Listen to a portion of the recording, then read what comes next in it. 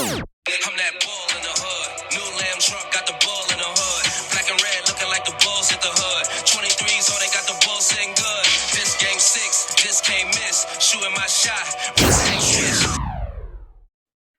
Welcome back, Bulls Nation, to another episode of Nothing But Bull. I'm your host, Derek. And of course, as always, I'm here with my main man, Justin. Justin, what's going on? Nothing much. I was just blocking my video there for a second, so you all had a good picture of my phone, the back of my phone, when we were starting. So, what's going on with you all, beautiful people? Like, I feel like I haven't seen your faces in like forever.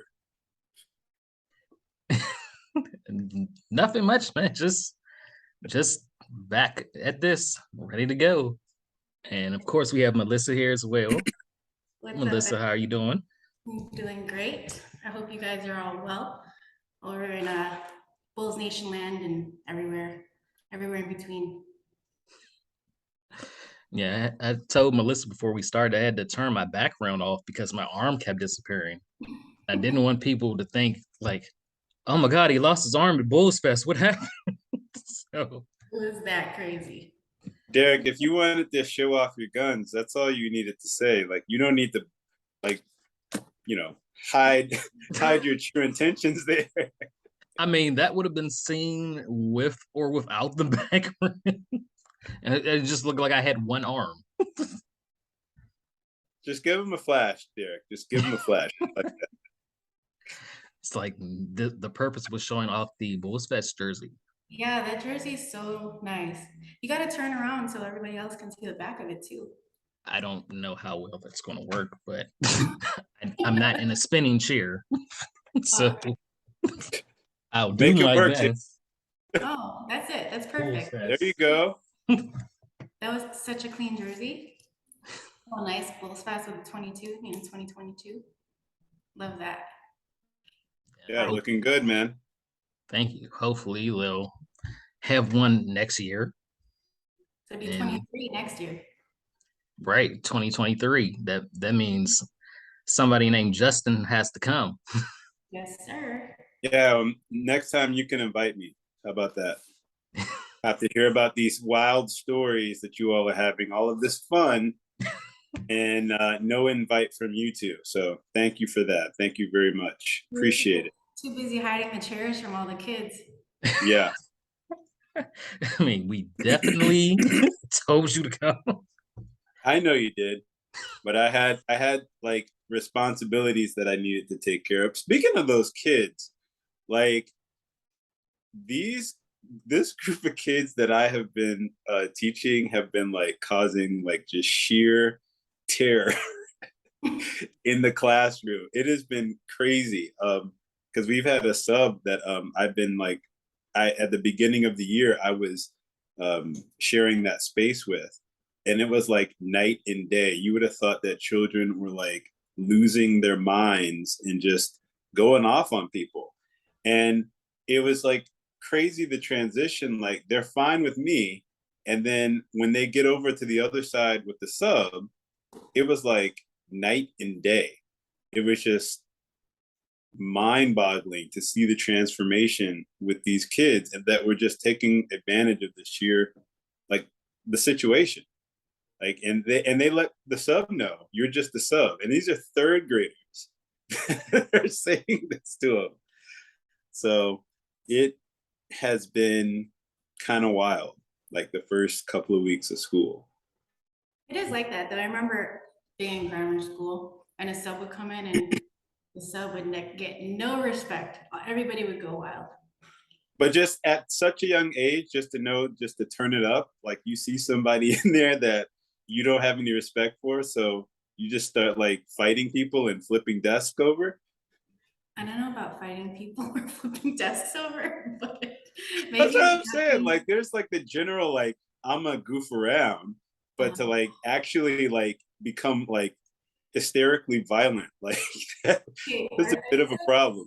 Exaggerations, or are you? No, I am not exaggerating at all. Like I wish I was exaggerating, but it's just the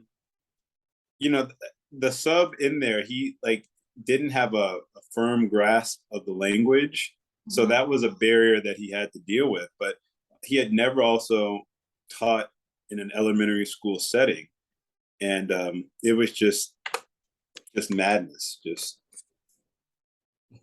for lack of a better word, just it was just wild, crazy bananas. It was like if I told you that there were children inside of a room just throwing like fruit at each other, like it was like that kind of setting. It didn't happen, but in certain situations, I kind of wish that that was something that happened instead of like the nonsense that we had to deal with. So, Well, glad you're but back. it's over now. Like we got it settled, so everything is good. I mean, you said they were throwing desks. Like flipping over desk, just deciding, hey, let's just fight. Like I generally heard two kids just say to each other, let's just go outside and fight. Oh Like my for gosh. no reason whatsoever.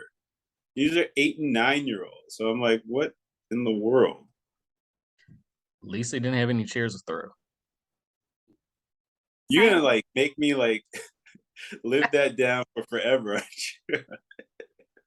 You did that to yourself, Justin.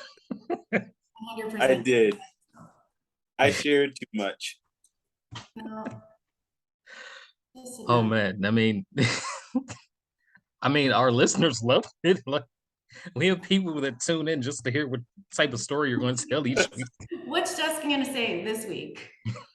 Well, you know, the funny thing is, like, I was thinking about my week, and then I turned on Twitter, and like, I like flipping through to see like certain like videos that people will post, and I came across this post of this woman who had taken her phone away from her 12-year-old, and like she recorded the damage that he had caused throughout the entire home. It was like like a tornado went through the whole entire room. And I'm like, first of all, who airs their dirty laundry like that? Like, who lets other people know that your children like are capable of doing that thing? That's the first thing that came through my mind.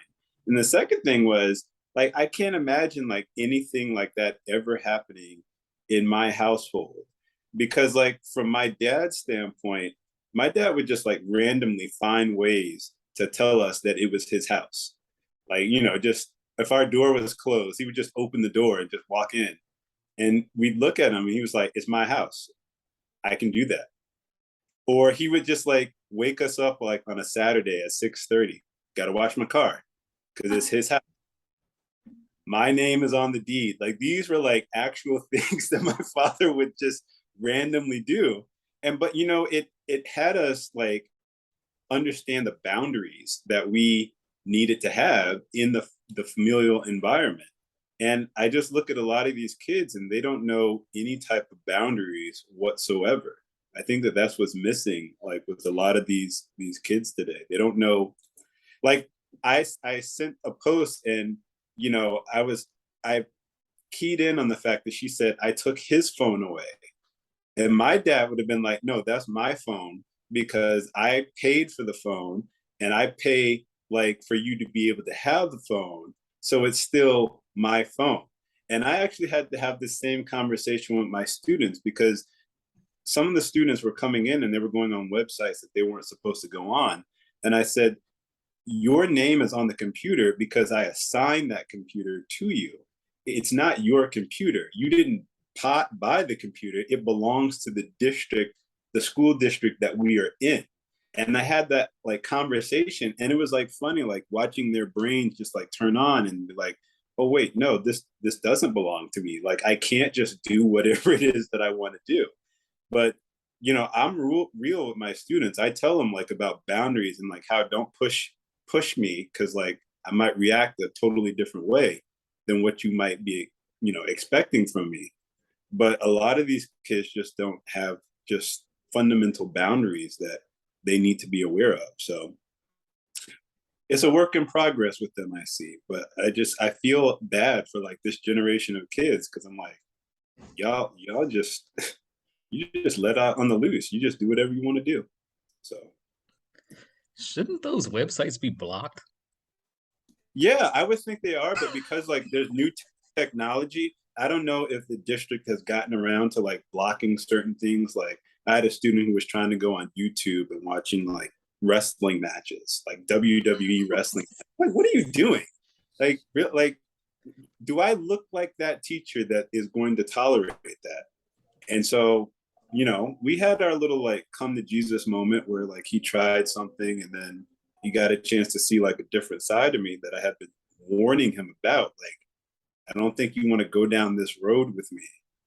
And he understood his boundaries and we've been fine ever since. So he still goes in the other classrooms and, turns it up, but in my classroom, it's perfectly fine. Yes. Get along great. So. Well, I know you totally missed out on Bulls Fest on a happier note. The people were waiting for you on this 3-point contest, and we're gonna get together for like a dunk. Put you in the dunk tank, remember? And you just didn't show up. You're not gonna see me dunking a ball anytime soon. No, you were going to be in the dunk tank. Oh, the dunk tank. Mm-hmm. No, that's not going to happen either. They tried doing that at my school, trying to get me in a dunk tank. I'm like, no, I'm not the dunk tank teacher. Yes, me specifically, because of the stories that I have at school. Like, they think that the students would really enjoy putting me in a dunk contest. So He took our chairs. In the tank. I don't take their chairs, Derek. The chairs don't belong to them. They're my chairs. They are my chairs. That's how you let them know, just like your pops. These are my chairs. Exactly. This is my water, my air. Very subtle. No, it's not subtle, Melissa. It is very exact and to the point. Oh man, yeah, you were supposed to be in the 3-point contest at Bulls Fest though. The little kid, I think probably about 12, 13 years old, won it. Oh, really? Yeah. I saw some of the videos that you all like had posted. There was a good amount of people who were like some young kids who had some skills. Like, it was pretty impressive. They were giving out really nice prizes too. They were giving out those basketballs, like Bulls basketballs. They had like the Bulls Fest colors, like what Derek's wearing. They were really cool. There were a lot of people. There was a lot to see. There's a lot of cool artists and things to do and all the photo ops. But it was Yeah, my wife was like, "Was that the Brat?" And I was like, "Yes, it was." The Brat tat tat tat. Making your neck snap back. For those younger people who don't understand what we just said, just check out the Brat. I mean, fun, though, a lot of people didn't know about the Brat. Yeah. Really? It kind of got empty after those dunk contests and 3-point contests that night. But it was full for G Herbo. Yeah. And Dalen was up there, and Javante was kind of like hanging out in the back. And Io, did you see those videos? I saw the videos, and the first thing I said to myself was, "Who is G Hero?" Like, I don't know who G Hero is either. I don't know who G Hero.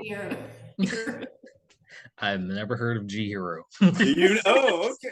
You played it off so well, because like in the message that I saw, it's like G Hero, and I was like, yeah, G Hero. Listen, somebody was like, who's G Hero? Somebody needs to create a burner account or something, or a Stan account for Justin, and like things Justin says. I think that's what needs to happen. Okay, so it's G Herbo. It's G Herbo? Herbo. I said hero. Oh my gosh.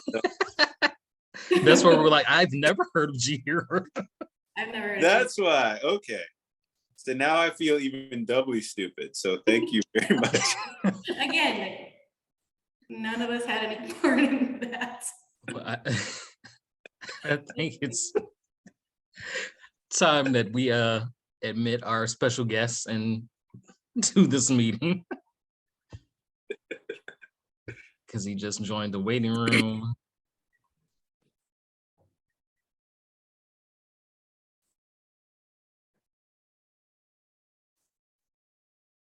It's a slow connection. There we go.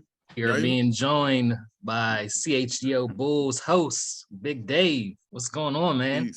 Peace. What's going on, fella? How y'all feel? Ladies and gentlemen, how are y'all? Excited to have you.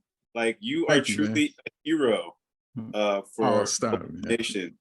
No, like, really, can I call you Dave or Big Dave? Like, which one? Either one, brother. All right. Well, Dave, like you got us through like some very turbulent times in the Bulls, the Bulls history there for a minute. So like we like salute you, man. Like very much so. A true soldier. Oh man, I don't even know how to take that, but I'll just take it as thank you. I really do appreciate it. I don't ever do anything thinking people are paying attention to it. I just do it. You know what I mean? So yeah, I'm glad y'all like it and feel something from it. That's a beautiful thing. Yeah, like Jason said, when those teams are like horrible, like no matter how the game went, and once the Bulls outsiders came on, tuned in, and you guys made us laugh and forget about what we just witnessed with the team. Hey man, hey, I'm glad we had 30 minutes before we went on. I promise you that. You know what I mean? Because they had, we were good that we had Kendall and Will and Jason, and before Mark Shanowski, doing the post game. Because if we went on right after them, man, you need that time to like debrief, right? Yeah, exactly. Debrief, decompress. You know what I'm saying? Absorb it, then get mad all over again because we watched the bald-headed minutes in the press conference talking crazy. And then, oh God, yeah, they were tough times, but we laughed through the pain of a lot of that. There's a lot of great content I find that comes through like pain. Like you learn to like just like accept your reality, but like find ways to like find the humor in the misery that you're going through. Yes, sir. But Dave, like tell us a little bit about yourself. Like how did you start off becoming a Bulls fan, and how did that transition to starting with the Outsiders? Oh man, well I'm the youngest of six, and I mean my mom and dad liked each other. You know what I'm saying? So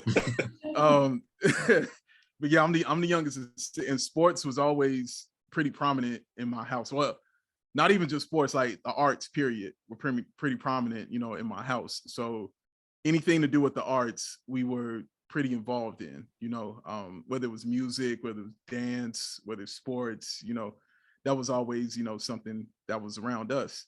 But my father was a big sports fan, and, he just loved the game, basketball, football, anything like that. And so it just kind of started just wanting to be around him as a kid, you know what I mean? Because that's your father. So I'm just hanging out with him, just watching whatever he's watching. And also then that turned into just joy, because my mother was also a huge sports fan. She was all about Chicago sports. And so, we would have like special days, like when the Bears would be in the playoffs. This is when the Bears are actually good. You know what I mean? They would go to the playoffs, and my mother would, have like chili made, and everybody would have a jersey on, and, we'd be playing like the Super Bowl shuffle or something like that. And, like it was always something really special, attached to it. So that's kind of what got us that love, of it. And like I said, my dad was just really big into it. So I would sit with him and always watch it. And then that kind of, went over to my brothers, because when you're the youngest, you just do anything that your family's doing or your older siblings are doing. And so my oldest brother was, huge sports guy. I remember his basement was just littered with like Sports Illustrated sports covers and, posters of old school Bulls. My brother's old school, so it'd be like Ricky Sobers. That might be too old for y'all. But that was like Ricky Sobers way back in the day. And, I didn't know who the hell that was. And I barely still know it now, because, what I mean? 'Cause he was older. But I just remember that poster, and that kind of transitioned to my brother, who was also a huge sports fan. He also played not at any big level, but you know, we always played sports and played basketball and football a lot. So the room you just littered with like just Bulls pictures, and this was around the Jordan time. So Jordan everything and Bulls everything, just all over the place. And it was always taught to us like through my brother that you stick with your hometown team. You know, that's what you roll with. I remember I tried to be a 49ers fan, and he wouldn't allow it. And Motor's brother was like, no, we don't do that. You know what I mean? We stick with our squad, and that's how we roll. So yeah, exactly. And I'm a very, it's one of my greatest strengths and weaknesses is I'm very, very loyal. And that's kind of where it comes to that, you know what I'm saying? So I'm a White Sox fan through and through. I'm a Bulls fan through and through. I'm a Bears fan through and through. But yeah, we stick with our teams around here. Now I kind of learned that from my brother. So, but yeah, that love for the Bulls was taught very, very early on. And it was funny because my father didn't like any Chicago sports teams. He hated them all. He hated them all. Like he did. He couldn't stand none of them, man. Like to be 100 on it. Like he grew up around that era and that time where he saw certain racism, you know what I'm saying, and saw how they would treat certain players, you know what I'm saying, because of the color of their skin. And Chicago was pretty prominent in that, you know what I mean? A lot of their owners were pretty prominent in that, and he could not stand them. So yeah, and that carried on. But you know, I'm like, that's my team, you know what I'm saying? Like we grew, you know, look, we got Jordan now. It changed. Oh, you know, you didn't see Elgin Baylor. You didn't see Wilt Chamberlain. You know what I mean? You didn't see these guys growing up. His attitude changed as Mike, you know, won more. His attitude changed, but yeah, that's kind of where the loyalty and my love for the Chicago Bulls kind of comes from. Right. So, how did the opportunity get presented for you to actually start talking about the Bulls, especially going on the air after the Bulls games? Oh man. Okay. So I started doing ball and Bulls with my friend Chris, and the whole thing about it that I kept telling him was we kind of want to go at a turtle pace. I didn't want to go fast. I wanted to put in basically my 10,000 hours, and I just wanted to just keep doing it, make mistakes, screw up, you know what I'm saying, start over, record shows and forget to hit record, you know what I mean, and microphones messed up, you know, sitting in his closet because we wanted to get the sound right. You know, I wanted to make all those kind of mistakes, you know, and so that's what we did. And we would just record, and we kept recording. And I told him I just never wanted to stop. I was like, if it feels like a job, then we'll stop, you know, but it never felt like that and still hasn't felt like that.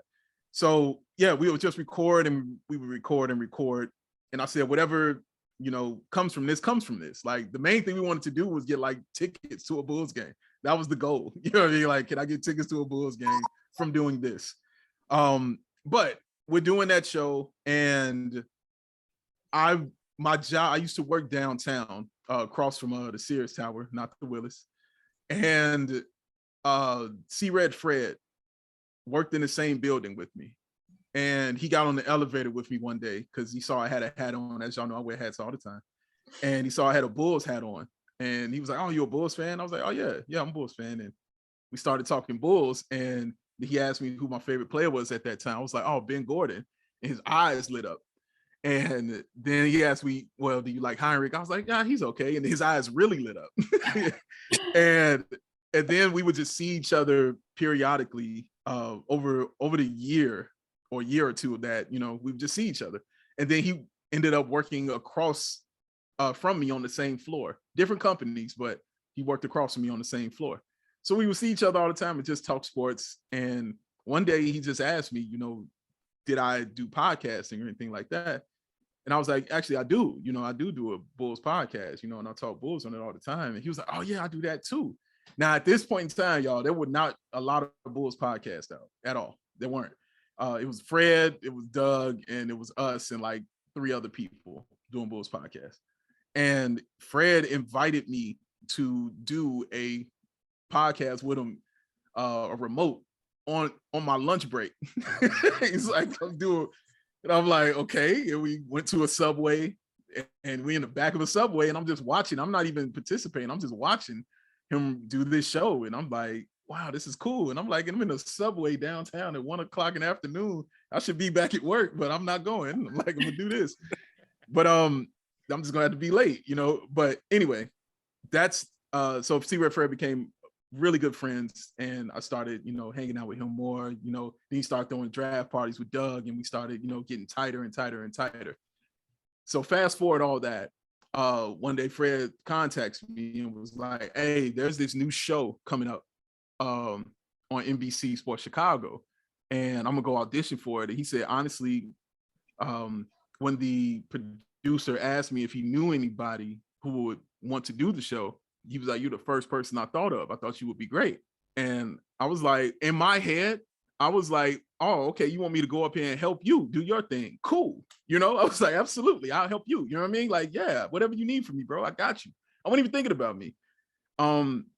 So he tells me about it. He was like, I think you'd be good at it, you know, and Fred, you know, hyping it up. And I'm sure y'all understand this when people are, you know, heaping the praise on you. You know what I'm saying? It's like, oh, you know, it's okay, you know, you know, kind of, you know, like that. So he's telling me, you know, you'd be great at this. You'd be awesome at this. Now, keep in mind, I did go to school for this. Like, I got 2 college degrees. Like, I did go to school for this stuff. You know, I went communications, and then I got my other degree at Columbia in radio. So it's not like I'm foreign to any of this. But, you know, it's still, you know, weird when somebody, because that's just who I am. You know what I mean? Gotta be who you are in this world. So he's telling me all this stuff, and the day of the audition comes around, and I drive and I park, and I take a Uber Black there so I can be on time, and I don't have to worry about nothing and deal with nothing. The Uber Black breaks down in the middle of downtown Chicago. Oh no. So the guy looks at me, and I'm like, what we doing? We're like right where the Chicago Theater is, right there. And he's like, yeah, it's broke down. And then he goes in his armrest, and he pulls out $5. He's like, yo, you gotta take a cab there, right? And so he was like, but it's right there. Like, he was like, you can walk across the bridge and get there. I'm terrible with directions. All right. So he tells me this, I get lost immediately. And so I'm walking in basically a circle. Fred's on the phone, me like, where are you, dude? Like, stuff's about to go down. I don't know where I am. I'm lost. Finally, I'm just asking someone, and this really nice person walked me over to where the NBC studios were. They were like tucked inside of like a hotel. Honestly, I would have never found it without his help. But I get there, I go in with Fred, and there we have the audition. And when we're doing the audition, you know, everybody's great. And I'm not even lying to you. Like, everybody is excellent. Matt Peck is there, you know, John Sabine is there, you know, everybody's there. And everybody's just really, really, really, really good. And the saying goes, like, if everybody's good, then you're the one that isn't, you know? So I'm looking at me like, oh man. And also at this time, and this plays into just race a little bit, is I wasn't comfortable in that first one when I did it. Like, I went in and I had my hair pulled back, something I don't really do. You know what I mean? I didn't get comfortable in what I had on. You know what I'm saying? Like, I didn't know what they wanted, you know? And when I get there, and, you know, Kevin Anderson, who's the producer, is telling us, we just want people who are authentic Bulls fans. And I'm like, yeah, right. You know what I mean? Like, yeah, okay, sure. I'm not used to being told I'm accepted.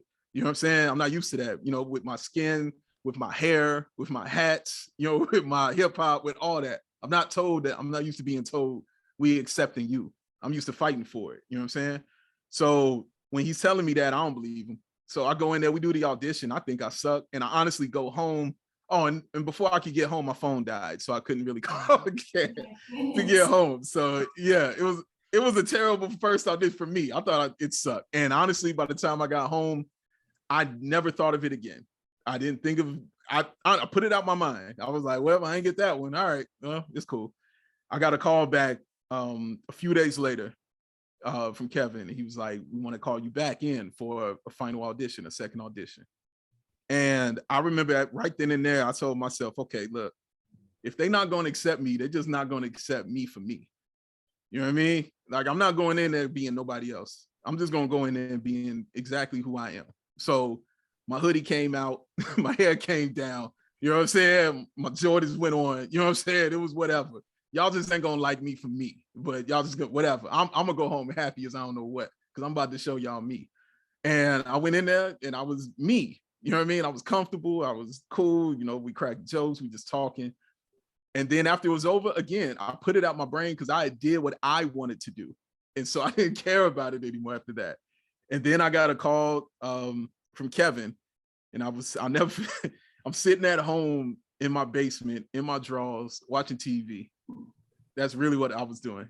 And he called me and he tells me, yo, you got the job. And I didn't say anything for like 25 seconds. I just was kind of froze. Because I'm like, you know, what are you talking about? You know what I'm saying? Like, it's weird, bro. What do you mean? And he's like, yeah, you got this. And I'm just, and then my brother came in and he sees me, he's looking at me, he's like, yo, you know what I'm saying? You got it, yo. And so everybody's just really happy. And yeah, so that's how I got it. And yeah, it was like that. That's what's up. Awesome. That's awesome. So you literally like just let your hair down and just Literally did what you wanted to do. Literally let my head down and did what I wanted. And it's funny, like that's how I've always have been. Like it's one of my things. Like I don't mind if people don't like me, but I only mind if people don't like me for what they think I am. You know what I mean? Like I don't care if you don't like me for who I am. I'm comfortable with that, bro. Like I'm very secure in who I am. You know what I'm saying? I'm very comfortable. If you don't like it, that's beautiful. You know what I mean? Then you just don't like who I am, and that's fine. But I don't want you walking away thinking I'm something else, and that's why you don't like me. So that's kind of why I went in there with that mentality right there. And that's kind of how I approach everything in life is in that way, with hair down, or hair up, but it's my choice and it's my decision. You know what I'm saying? So yeah. And like I would tell them on NBC, like I'd be like, there's nobody here who looks like me. You know, and I'm not even talking skin color, bro. Like I'm talking, nobody's got no long hair like this. Nobody's rocking hats all day. Nobody's wearing what I'm wearing. And the people who do are millionaires or they play, you know what I mean? And they're guests on here. Nobody on here has a show, you know what I'm saying, doing this. So none of that stuff is lost on me when I do anything. You know what I mean? Like I think of all that. And I hope that the people who do think like me or look like me, I don't care your color, but I just want them to understand that feeling of acceptance of yourself, you know what I mean? And be comfortable in who you are when you're doing anything. And I hope they get some of that when I'm talking Bulls on the show. That's pretty powerful. And, just like to mention, you guys come across as very authentic. Like your grind and everything, it comes across in your shows all the time. And it's pretty refreshing to see that like you guys are not going to sugarcoat anything. Like if there's like a situation that you feel strongly about, you're going to face that like right on. But you mentioned before that you didn't want this to come across as just like a job that you were doing. And I think that speaks to the kind of show that you all have, because it doesn't come across like it really just comes across like you guys are just shooting the breeze, like just a bunch of friends just like talking it up. But did that connection like come across right away? Because you mentioned earlier that everybody was good. So was that a connection that you all automatically saw, or did it take some time to like build up that fluidness within your show? Oh man, so that's a great question. It was immediate, and when Matt was the first person I saw when I got there in the first audition, and he wasn't talking to nobody because Matt was just very focused on getting one of these positions. You know what I mean? He wasn't trying to fraternize. He wasn't trying to do anything. I'm the complete opposite, as you all know. I'm talking to everybody.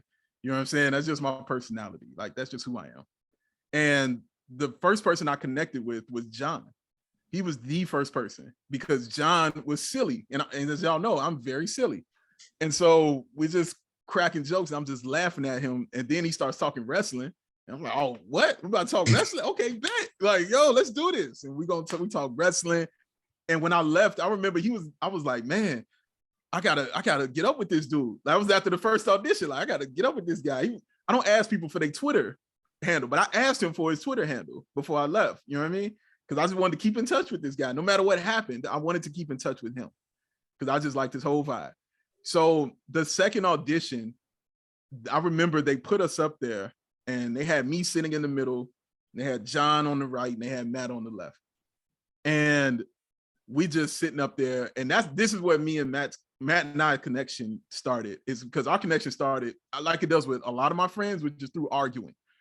And so Matt and I just were debating and going at it. You know what I'm saying? That's all we were. I was cracking jokes, going back and forth about Jimmy Butler and this and that.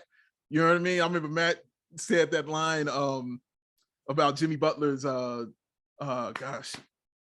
trainer, when he was talking about the front office. He was like, he knows drug dealers with better morality, you know what I'm saying, in the Bulls front office. And I told Matt, I was like, well, Matt, he don't know no drug dealers. You know what I'm saying? If y'all think that's the case, he don't know none. All right, zero. So we talked about that, but then the conversation evolved into Tom Hanks.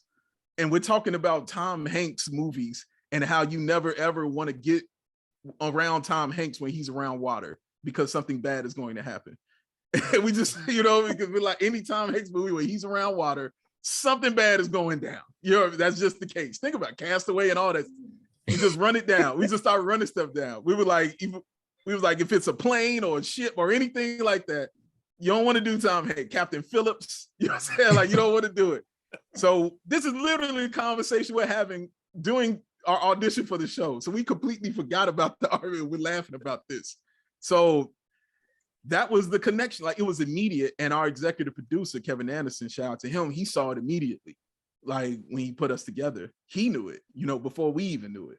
And yeah, it was immediate. And Matt and I got to the point, which was weird, that we started like thinking the same. Like we had the same, we would say the same thing at the same time. I can't tell you how many times we did that. And we have many witnesses who watched us do that. We would say the same sentence in the same way at the same time, over and over and over. We kept doing this. And Matt is so different from me and I'm different from him, but we're the same. You know what I mean? Like, we really are in our thinking the same. And so Matt and I would walk home. He would walk to the train and I would walk to my car, but it was kind of like the same path to walk down that bridge. And we did that like every day, you know, when we were doing the Bulls Outsider show. And on those walks, you know, we would just be talking, and then we would talk about what we wanted to do, you know, and we'd be like, man, you know, wouldn't it be cool if we could just do this, you know, all the time, and, you know, just had this kind of show and report like all the time. Like, we would have those kind of conversations and things like that. And so, yeah, we just got tight on an audition, and it really just felt like we've known each other forever. And we gonna be cool forever. That's just really what it is. So wait a minute, who won the argument? Because like you mentioned Tom Hanks and water, and immediately my mind went to Splash. Splash! Oh my God! Yes. Like, I was like, wait, what tragedy happened in Splash that I missed? It wasn't, but see, that was young Tom Hanks. That was different. That was young Tom Hanks. Yeah, well, older Tom Hanks. I started thinking, when you mentioned Tom Hanks, for some reason, like Bosom Buddies just came up into my mind. Yes. Yeah, but I remember that show. Mentioned the water, and I was like, wait a minute. My first recollection of Tom Hanks was Splash, and I could not remember. Was there something bad that happened in Splash, or are you like just jumping forward to like Wilson? Like, is that the Tom Hanks? Yeah, we were talking older Tom Hanks did, because we didn't mention young Tom Hanks, because you're right about Splash. You're right. Wasn't there something wrong with the mermaid in that? Like, she couldn't leave, and she would like die. You know what I'm saying? If she wasn't near water. Like, that sounds tragic to me. If that's the case, you got pretty me. Tragic. You got me. You got me.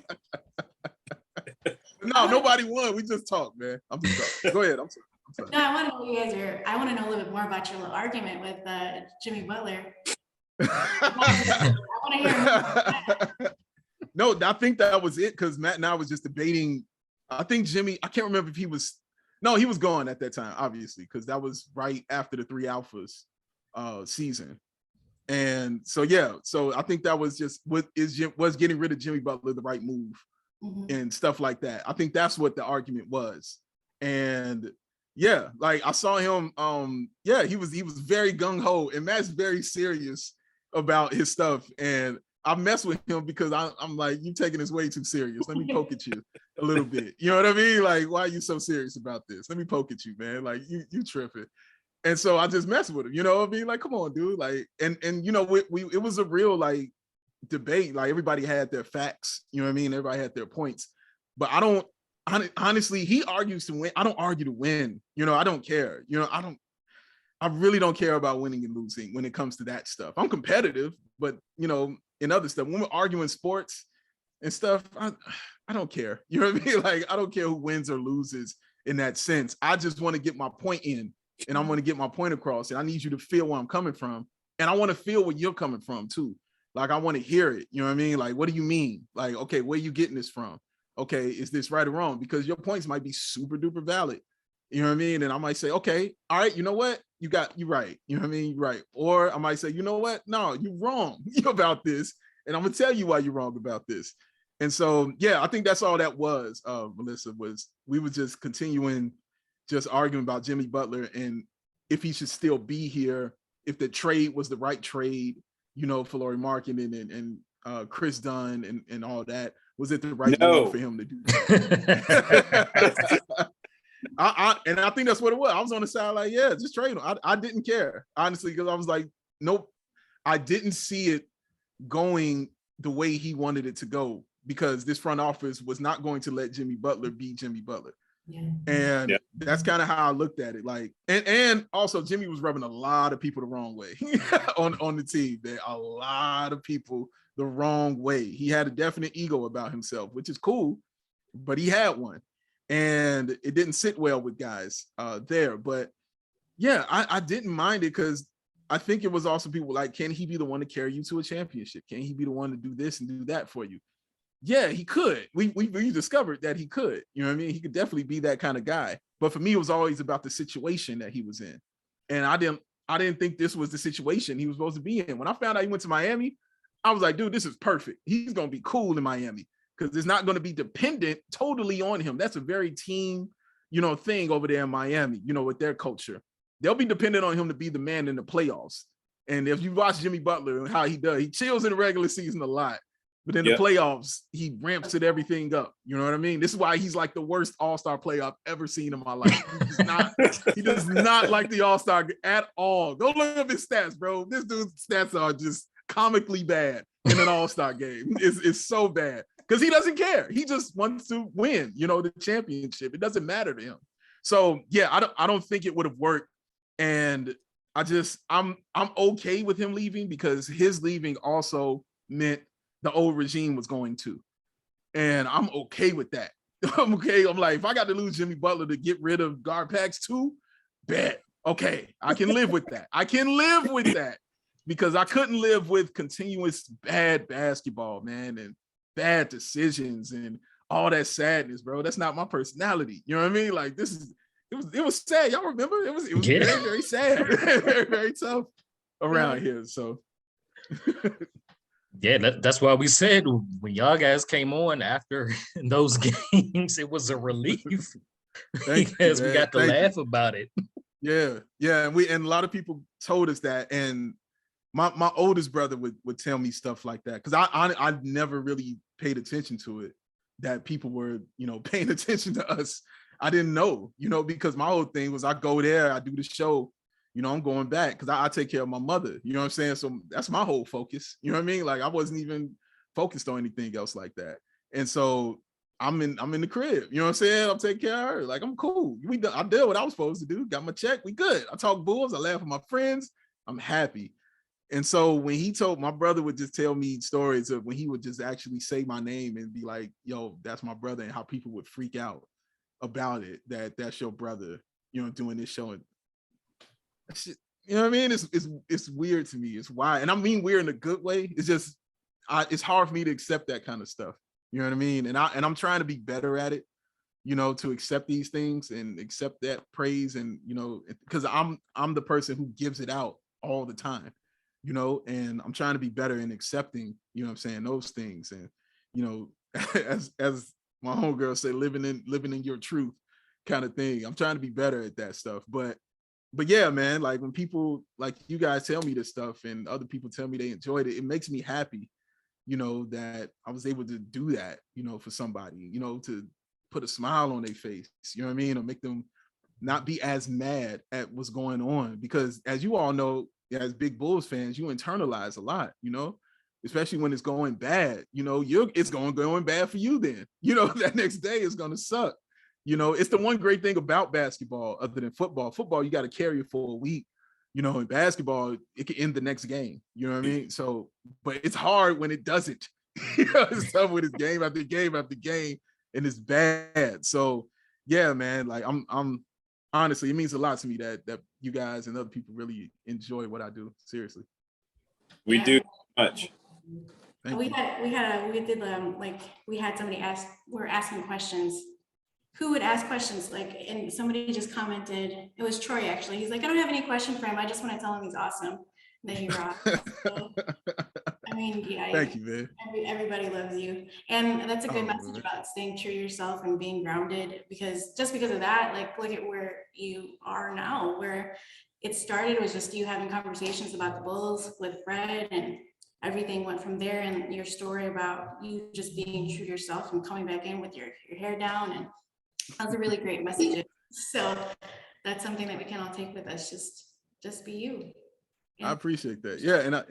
Yeah, I hope that's conveyed truly, because I really like that. Like, I'm comfortable around people who are being themselves.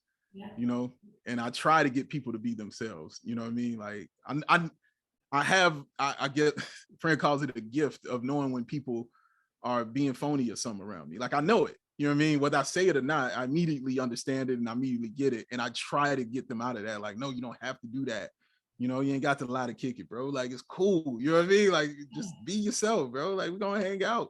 Be wrong. I'm gonna be wrong right with you. Like, you know, who cares? You know, like, I don't care. So yeah, I once I guess prioritize my life about what matters most to me, everything else, you know, kind of fills the background. So it's like basically God, family, and art. That's it. You know what I'm saying? Like, that's how it goes. You know what I mean? For me, in that kind of order.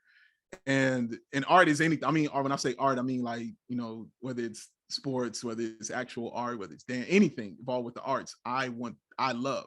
So television, whatever. So once I prioritized that and realized there were two things ahead of that meant more to me than anything, then so I was like, man, yeah, let's have fun. Like, what are we tripping on right here? I'm not, and the world ain't easy. You know what I'm saying? It ain't, you know, it's hard. But being positive doesn't mean you're being naive, is what I like to tell people all the time, bro. Like, I ain't even about nothing. You know what I'm saying? I know exactly what's happening.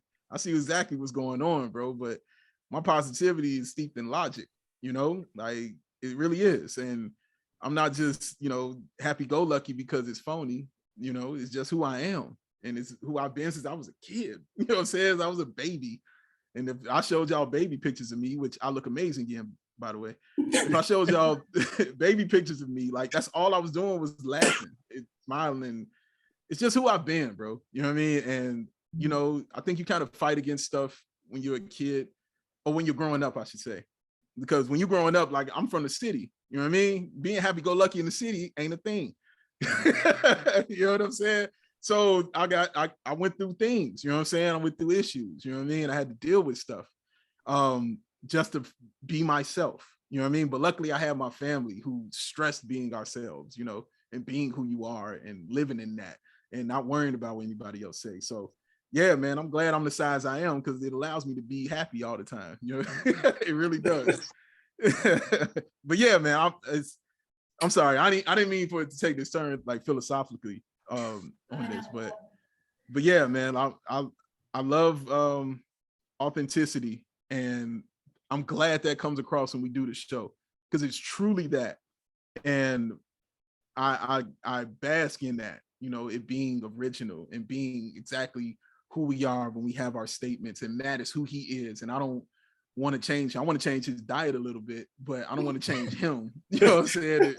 And who he is. You know what I mean? Like, and I don't want to change Will and who he is. I want to change Mark K and who he is. I don't want to change John and who he is, you know, and nobody's going to change me. You know, I'm going to be who I am. And the more you tell me that it sounds stupid, like, this just more make me want to do it more. Like, oh, really? You don't like that? Oh, okay, bet. Well, how about this one then? You know, like, because yeah, I don't answer to you. You know what I mean? Like, I really don't. So yeah, man, it's like that. And I'm glad it comes across. I really am glad it comes across. And yeah, I can't believe I get to do it talking about the Bulls, because, you know, I love the Bulls, you know, and love watching them, and just been a fan all my life. And the fact that I get to talk about this team, then get to talk to people like y'all, man, and get to talk to like Chuck Swirsky, or, you know, I don't mean just about this team that I love and people I revere, you know, at the same time. Mark Shanowski and Kendall Gill, like, you know, it still bugged me. I could call Kendall Gill. Like, it's weird. You know what I'm saying? Like, that's so wild to me. So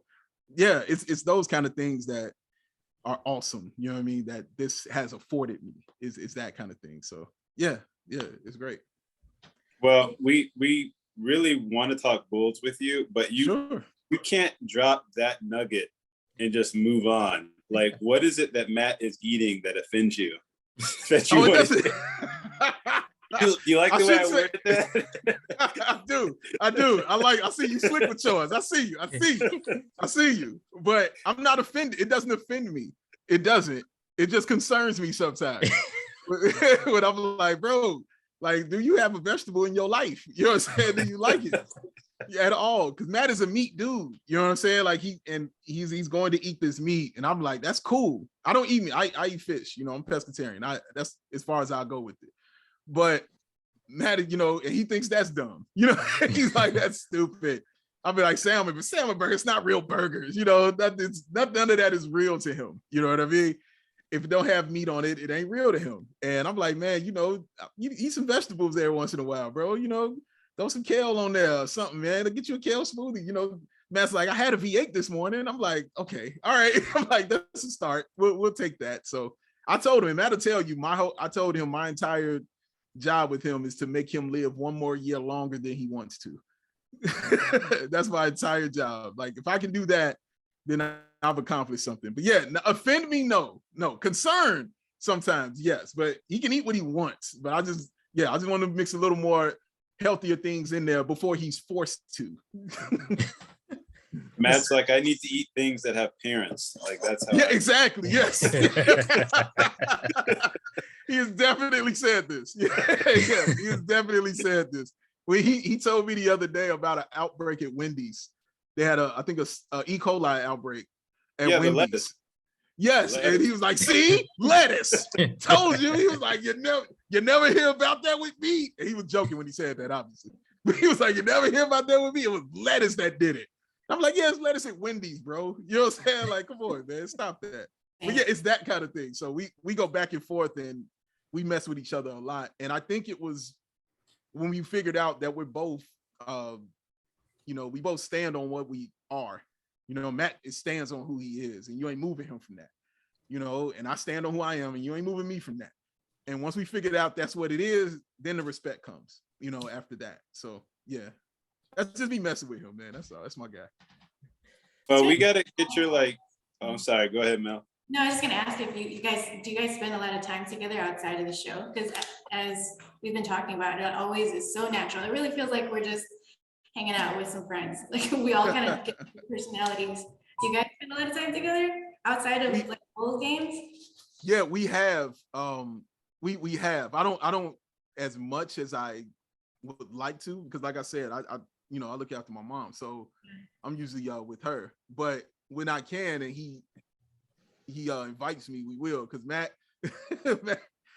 will definitely invite me to a bunch of things, and he's like, no, you have to come, you must come, please come, you got to show up, you got to be here. So Matt's a very loving guy. You know, he's very tough and all that, but he's a very, very, for real, like, loving human being. He really truly is. And yeah, man, he's always trying to have me around him. That's his goal. Never leave me, Dave. That's what he'll say. Never leave me, man. Never leave me, dog. Don't ever walk away from me. I'm like, yeah, well, you know, eat a veggie burger then. We'll see what happens. But yes, to answer we've definitely hung out before outside of this. I would go to his house and watch the game. I made him watch wrestling. It's now a tradition that every Royal Rumble, I go to Matt's house to watch it with John.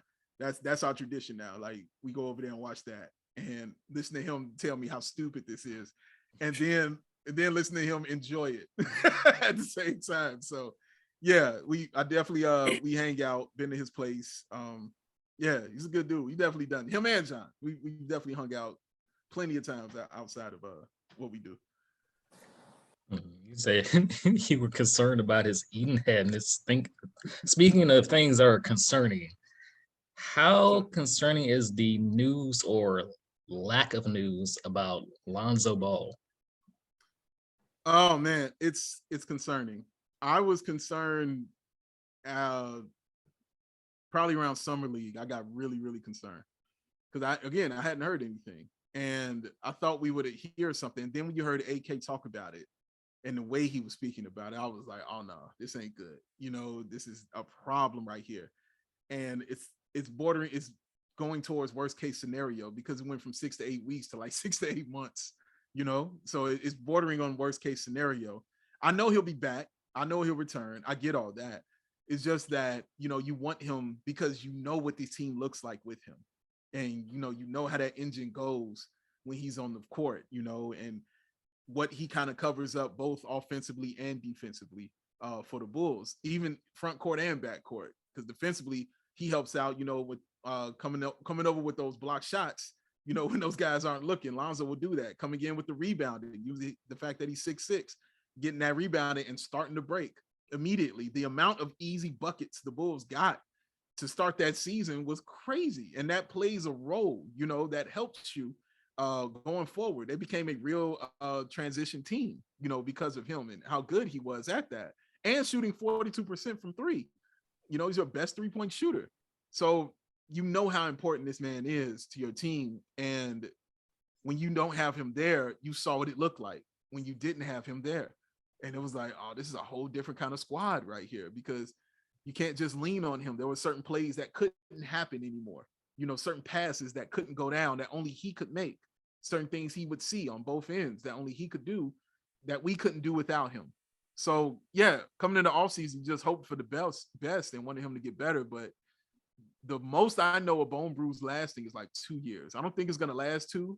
At the most, I believe it's going to last a year, which means he'll be back, you know, during the season. But it is definitely concerning, Derek, man. Like, you want him there, you know, because you know what this team has to have, especially with how good the East is, you know, as well now. Like, they are deep now. It's the deepest I've seen in quite a long time, you know, and we want the Bulls to be able to, you know, go against these teams, you know, and have their best players, you know, when we're going up against these guys and not have the excuses, you know, instead of, oh, well, we ain't had this. Oh, well, COVID hit us here. Oh, well, he was injured there. You know, you want to remove all that stuff and just play and let it lay down after that, you know what I mean? And see what we got. And not having him there is just, it's very, very concerning. But I take solace in the fact that this time they're a little more prepared for it than they were, you know, when he went down the first time, because they clearly didn't know, you know, how long he was going to be gone. But I think there's an idea now, and that shows you why they got Dragic. You know, that shows you in Ayo Dosunmu's ascension and what he's working on in the offseason. Kobe White also, who's been like the forgotten man of this whole thing. And of course, Alex Caruso. So you have depth at that position, and everybody does something really well, you know, with their skill set. They're not Lonzo, but everybody does something really well. And that's why I think they're better prepared for it. It's still going to hurt, you know, him not being there. You're not going to get certain things, as you all probably know. But yeah, I think they're better prepared for it. And I kind of take solace in that. Dave, I wanted to, I was going to ask you a question that was similar to that, because I found myself agreeing with those points that you made, but I always have to look at the other side of the coin. Sure. And looking at Lonzo's health, it made me wonder, is it a possibility that, I don't want to say his importance, because his importance is valuable to the team, but is it possible that we could possibly be overstating just a little bit how important Alonzo is to the team? And I don't say that to take away anything that he does, because I have a lot of respect for what he provides defensively and his three-point shooting and the ability to just kind of stretch the defense. But I'm looking at a player who has missed a good amount of time in his career. So it was always going to be that possibility that he was going to be injured at some point throughout his Bulls career. But I'm also looking at the point of when you're looking at that Bulls team, we already started off kind of in the hole because we had Javonte playing the power forward position. Yeah. And so with Ball's injury, it's not like it was just him that got injured. Caruso went down. Mhm. And then we saw Zach, who was dealing with that nagging injury with his wrist. And I think he also had some knee issues too that he was dealing with. Mhm. So is it possible that we might be putting more importance into Lonzo's health issues as opposed to looking at the fact that the Bulls had all of these other situations that they were also dealing with that kind of coupled together that really led to them kind of being fragmented throughout the season? Like, I just wanted to get your thoughts on that. Sure. No, it's a great point, and it's definitely possible. The issue with it is saying what we feel about Lonzo is actually tangible because we saw it not work without him. And I don't think it's an overstatement because, again, you saw it, what it looked like without him and how that team kind of couldn't go and couldn't do certain things. And you're right, Caruso wasn't there because of injuries. They were dealing with COVID. You know, a lot of players weren't able to be there on that floor. But in those games when everybody was kind of back towards the end of the season, they were getting stomped out, you know, and some of that, I'm not going to say all of that, but some of that was because of what was going on in the backcourt. Caruso would get in foul trouble, you know, because he plays very aggressive, you know, say on the defensive end. Ayo, for how awesome he was still a rookie, you know, so he still was in a learning curve, you know, trying to figure out what he can and can't do on the floor. You don't ask Kobe White, you know, to be your defensive stopper. He got better defensively for sure, but you don't ask him to be your defensive stopper. With Lonzo, he would do these little tiny things, you know, to alleviate certain ills of the Bulls, you know, and certain pressures that they couldn't do. Like, okay, when Caruso had that play where he stole the ball and Lonzo took it and he threw like a Tom Brady-esque pass down the court to Zach LaVine, like on the money for a 360. Nobody on the team can do that. You know, only Lonzo could really do that. You know, when he would get so many easy buckets and throw alley-oops from like half court. We don't have that kind of guy, you know, who can do that. That's really only Lonzo. And the Bulls need that with the kind of athletes they have because of Derrick Jones Jr., who's a guy that can go up and get it. You know, Zach LaVine, we know he can go up and get it. Ayo has shown he's a guy who can go up and get it. So they like to run. Javonte Green, as you mentioned, another guy who can go up and get it. They like to run. And that's what Lonzo kind of thrives at is running. I would say, but I agree with you when you say it's a possibility, but it's the fact that also they weren't prepared, like I said last time, for it. You know, we'll see what it is this season because they're prepared for it. And if they come out and they play better because of that, then yeah, you're dead on with that. And I'm hoping that's the case. But I can only lean on what we kind of saw. And you're right, Lonzo never played 65 games in his career. You know, he's always kind of hurt. But the difference with this injury is we thought he was coming back. You know, they thought we were about to get him back. Those other injuries, when he went down, okay, he was down. You know, he was out. And when they said he'd be back in 3 months, well, then he was back in 3 months.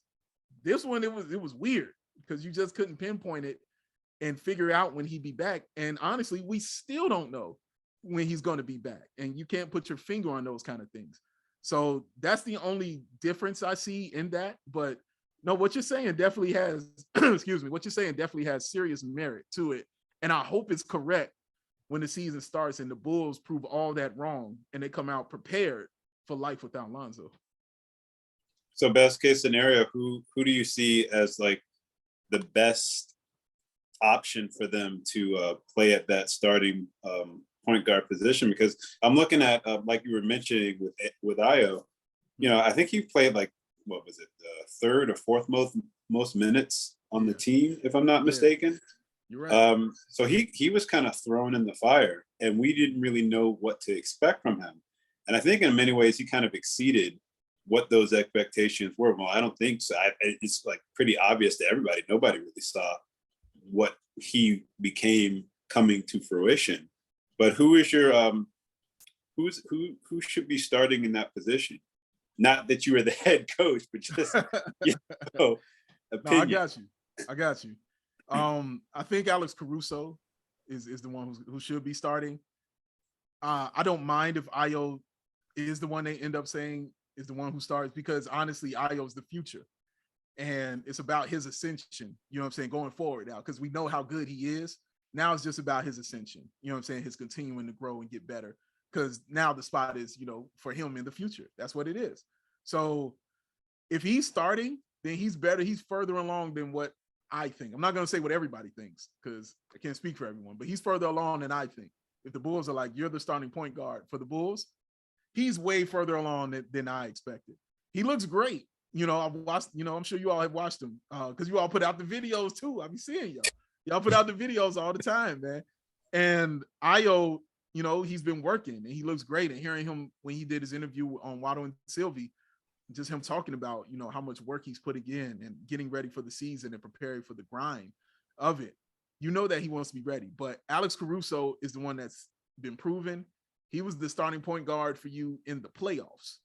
So I don't want to, you know, move from that too much, you know, when you're going into the season. I'm comfortable with starting the veteran there when you've seen him do that and you had success, because the Bulls actually pulled off a game against Milwaukee, you know, with Alex Caruso at your starting point guard. But yeah, I think it's Alex when they get to the season. He's going to be your starter. I think you'll see Ayo kind of back that up, and then I think you'll see Dragic get those minutes too, because he was brought in here to be a point guard, you know, that guy who can facilitate, you know, and get things going. Because the Bulls had those issues again when Lonzo was going, is who's setting up the offense, you know, who's telling everybody where to be, you know, and where they need to be standing, and who's removing thinking. Because I always say great point guards remove thinking, and who's doing that, you know what I'm saying, for the Bulls. And that's kind of why they brought Dragic in here. So you'll see him get those minutes. But yeah, to answer your question, though, I think it's Alex Caruso who'll be starting. Those guys do provide a different element going into the game, because I think with players like Caruso and with Ayo, their game allows them to kind of dictate getting into the paint and like creating, you know, some havoc in that aspect, as opposed to with Lonzo, he was, you know, at his best leading the fast break or just initiating that offense. Yeah. But when we look at, because I just like kind of switching it up a little bit, Sure. A lot of people believe that the Bulls' like future success really depends on P. Will taking that next step. So what to you would a good Patrick Williams season look like? What would a good Patrick Williams season look like? A good Patrick Williams season would look like a Luol Deng season. That's a good Patrick Williams season. You give me 17 points, you give me about 7-8 rebounds.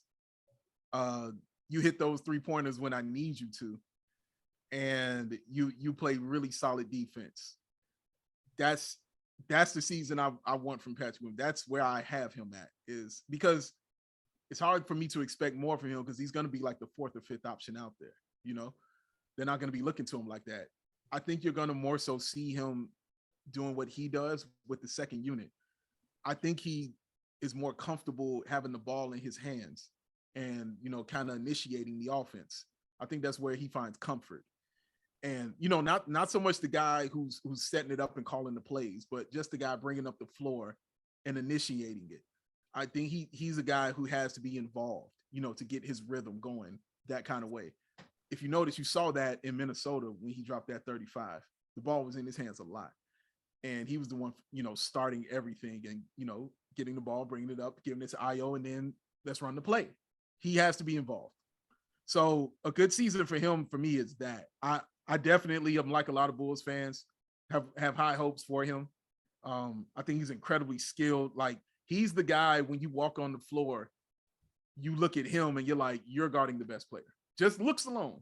You're like, you're guarding the best player. Just by the way, how tall you are, your build, your size, all of that. You're guarding LeBron, you're guarding Kawhi, you're guarding Kevin Durant, period. Just looking at him. So he has to accept that, because I think all the criticisms of Patrick Williams, honestly, have never really been about his game. They've always been about his mental. Like, okay, we need you to believe that you're that guy. You know, we need you to accept, you know, that you can shoot that ball. You know, we don't need you to be hesitant when you're shooting the three. We need you to put the ball on the floor. Those are all mental moves. None of that is physical. You know, none of that is mechanics. That is just all in his head. So he's got to let the mental catch up, because basketball, like life, is 90% mental, 10% physical.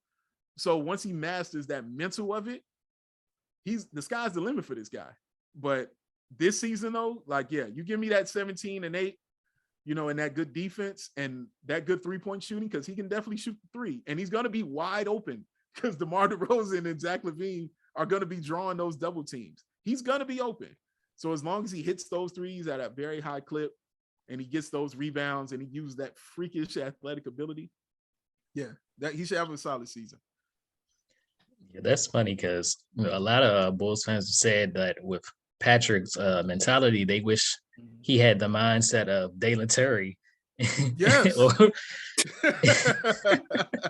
Listen, yo, like when I was in Summer League, that's a flex, by the way. I was at Summer League in Vegas. That was cool. I'd never been to Vegas. My first time. It was cool. When he was at Summer League, I saw exactly why they drafted him. And for me, it had nothing to do with what was going on the court. It had everything to do with what was going on up here. And it had everything to do with him just yelling, you know what I'm saying, and being vocal, you know, and being positive and cheering his guys on, but also holding them accountable. When they were playing the Knicks in that Summer League and the Knicks were kicking the crap out of them, Dalen Terry, he stopped and he looked at his bench and he started yelling at everybody on the bench. Why ain't nobody talking? Why ain't nobody saying nothing? They saying something. Why y'all acting like we can talk too? Everybody can talk. Why can't y'all talk? Come on, y'all, we can do it. Like, Bulls don't have that. You know, everybody is chill, which is great. Everybody's a chill person. DeMar, you know, Zach, Kobe, Patrick, for goodness sake, everybody is super chill. They don't have that fire. You know, they need that kind of guy to have that and to have a skill set that they can get behind it with also. You know what I mean? So when I saw that that's what he was, I was like, oh, he was drafted for Patrick Williams alone. You know, he was drafted to hold him accountable, to be on him in practice, you know, to put some fire underneath him. You know what I mean? Like, that's exactly why he is here, to be an agitator in a good way, to be an agitator, you know what I'm saying, to a lot of those guys, because some people need that stuff. You know what I mean? Like, everybody's not a self-starter. You know what I mean? Some people need a kick in the pants every once in a while. I can speak for myself. I definitely need those kind of things sometimes. Somebody to kick me in the ass, like, oh man, oh, let's get to it. All right, let's get to it. We got to do it. All right, fine. Everybody needs that. And the Bulls now have that person in Dalen Terry. And I'm excited for it, man, because he wants to be here. Like, he's super intelligent, man. Like, he knows his basketball and he's a worker, you know, like, this dude is always working, always grinding, trying to get better and better and better. And yeah, I can't wait to see his impact, because I think his impact is going to start on the bench and then be on the floor. And what I mean is, like, in the huddles, you know what I'm saying? Yelling at everybody, you know, let's go, let's do this. You know, they need that kind of stuff, man. Like, it's important, you know, to a team's identity. Like, you can't name me no great team without no kind of goon. Like, you just got to have it. It's a necessary thing for the Bulls. So they got their goon in Dalen Terry, man. He's going to get some texts. The fans going to love him for real, man. And yeah, I'm excited to see him and what kind of fire that he lights under this team, and especially under Patrick Williams. Yeah, because I think Pete Will was working out with the Summer League team during practices, and they were saying that Dalen was trash talking them, and they was going back and forth. So yep, that's a fact. So you think, like, before he's part of like a rotational, like Billy saying, go out there and play, he's just going to be on that bench, like, come on guys, talk. They talking. Yeah. Why you not saying nothing, Patrick? Like, yeah, exactly. You know what I mean? Like, the first one off the bench when Patrick Williams hits that 3 to make it a 6-0 run, that first one off the bench, it hit him in the chest. Like, yeah, let's go. You know what I mean? And this stuff might sound me-headed or cliched, but it's a thing. It's an important thing. You can't name me great teams without this stuff. Is why I keep telling people. Like, the skill, of course, you need that to be successful and win, but you need that motivation, man. That's important. And Patrick Williams has shown you he needs that stuff. You know what I mean? He's got to have it. So yeah, Ayo is another one. Super cool, super chill. You know what I mean? Laid back. You know what I mean? All of that kind of stuff, man. No, we need somebody who's gonna yell at the crowd, bro. They need that. You know what I mean? Somebody interact with the fans, give back the energy that they're giving. You know, to give that back out to them. And he's definitely that kind of guy. So yeah, D, like he's definitely gonna be doing that. You know, the cheering, the yelling, and all that other stuff, the rah-rah, you know, kind of thing with Dalen Terry. But he can hoop too. And that's the good part about it. That dude can play, and he's gonna get better. So I'm excited to see him. I really am. What do you think about the Andre Drummond pickup? Oh man. So look, when they first got it, I wasn't with it at all. I was never an Andre Drummond fan, and because I watched him a lot in Detroit, and all I remember, and I know he would get, you know, the points and all that and the rebound and that, but all I remember is like boneheaded stuff that he would do on the floor that would just drive me crazy. And what's funny is the first thing that's popping in my mind is when I was watching a game and they showed a replay of him getting fouled, and it was basically him flopping. And I remember taking a picture of that on my television. I saved it on my phone, just of him flopping. You know, like nobody even touched this dude. You know what I mean? I'm like, bro, what is this? It got on my nerves so bad. And I'm like, bro, I don't care about your album. You know, I don't care about none of this other stuff, man. Like he didn't seem like he was concerned with winning. Like I didn't feel that from Andre Drummond. It changed for sure last year. I give that to him. When he was in New Jersey, when he was in Brooklyn, he was a different kind of guy. He seemed a little more focused. I didn't hear all that kind of stuff coming out of there. Remember, he used to go back and forth with Joel Embiid. Remember that? You know what I mean? Like all that kind of stuff. You know, you didn't see that anymore from him last year. And what tripped me out is I found out he was 28 years old. That bugged me out. I thought he was much older than that. I think most people are older. Yeah. No, this dude was a grown man. Yeah, like a super grown man, I should say. But he's 28. But it's the fact that it feels like he's getting his mental together, you know? And that's when I kind of got on board with it. And then I started remembering the Bulls being 29th in rebounding, you know? And Andre Drummond, and people really wanted Isaiah Hartenstein, who's really good. He's definitely good. But when it came to rebounding, like Andre Drummond had more 20 rebound games than Hartenstein had double-digit rebound games. You know what I mean? Like that's ridiculous. So this dude is going to grab some rebounds, and that honestly, as Tony Gill said to me, that can also be a defensive stop because you can't score without the ball. So if he's getting the ball and getting the rebound, that's a stop. That's what that's considered as, because he's not a great defender by any stretch of imagination, but he will block shots because he's been there in his career, you know what I'm saying, near the top of the league in block shots. And he's always near the top of the league in rebounding. He will go down as one of the greatest rebounders ever in NBA history. Look at the numbers, you know, it backs that up. But for me, yeah, it was just that boneheadedness that I was seeing, the lack of wanting to win. I didn't get from him, but it changed on me last year when I saw it. And so then I got on board with it because I'm like, okay, well, he'll be coming off the bench and giving us exactly something that the Bulls need, because they still didn't answer the interior defense question. That's still a lingering thing, but they definitely answered the rebounding question. And Andre Drummond will definitely supply that. And he's motivated because this is last year to get that big old money. Yeah, you know what I mean?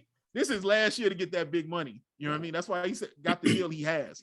So he's playing for a lot more than just, you know, victories. He's playing for, you know, that fat contract after this season as well. So yeah, I'm on board with it now, but I definitely wasn't in the beginning. You know, Derek and I, we've had this debate before, like several times, of bigs that I've mentioned in the past, and Derek has like quickly shot down Drummond in the past. But I always, when I looked at Drummond, because I had those same concerns that you did too.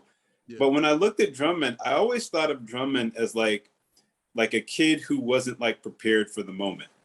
Like, you know how you have like a kid who's like, they do really well with you at home, but then you take them out to like, you know, go to like Chuck E. Cheese for the first time, and they like just totally lose their mind.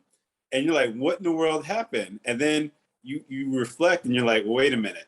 Did I actually prepare him for what was going to happen at Chuck E. Cheese? Now, I'm not trying to say that Andre Drummond is a child. Right. By any means. Right. But what I am saying is, like, you look at the coaching staff that he has played under. You look at the point guards or lack of point guards that he has played under. Like, True. you know, somebody who has that skill set that has put up those numbers that hasn't played next to a competent point guard or anybody really. When you look at anybody who he's been teammates with, I just look at somebody who, you know, wasn't necessarily prepared for what he needed to do in order to affect the game in a winning way. And not that he was not capable of you know, producing at a high level, because he has produced some things at a high level, as you mentioned, with his rebounding games. And also his steal rate is actually pretty high too. That's true. And I think from a defensive standpoint, that can have an impact on the Bulls as well. But yeah, I thought that same thought, and that's the image that came up into my mind of, like, you know, just taking kids and doing those kind of things. But now you saw last year with the fact that when he was on a coaching staff, albeit, you know, that had its own troubles too, with the situation that they were going in, but just playing on a more competent team, you saw that he was actually able to produce. And I think he can have that same kind of impact on this team as well. That's very, very true. And also bringing in the point guard that he played a few games with also last year in Goran Dragic, who was on the same team with him, you know, with the Nets. And if you look at a lot of his highlights, a lot of them were with Goran Dragic because they were both coming in off the bench, you know, so he knew where he needed to be and how to feed him. So no, that's a great point about not having that point guard.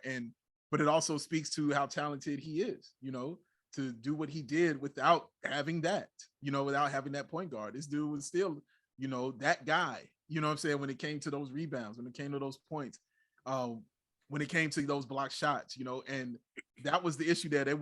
He would have that skill set to where you think you can build your team around him, you know? So he was showing that to them in Detroit, who was starving for somebody to be great and somebody to be good.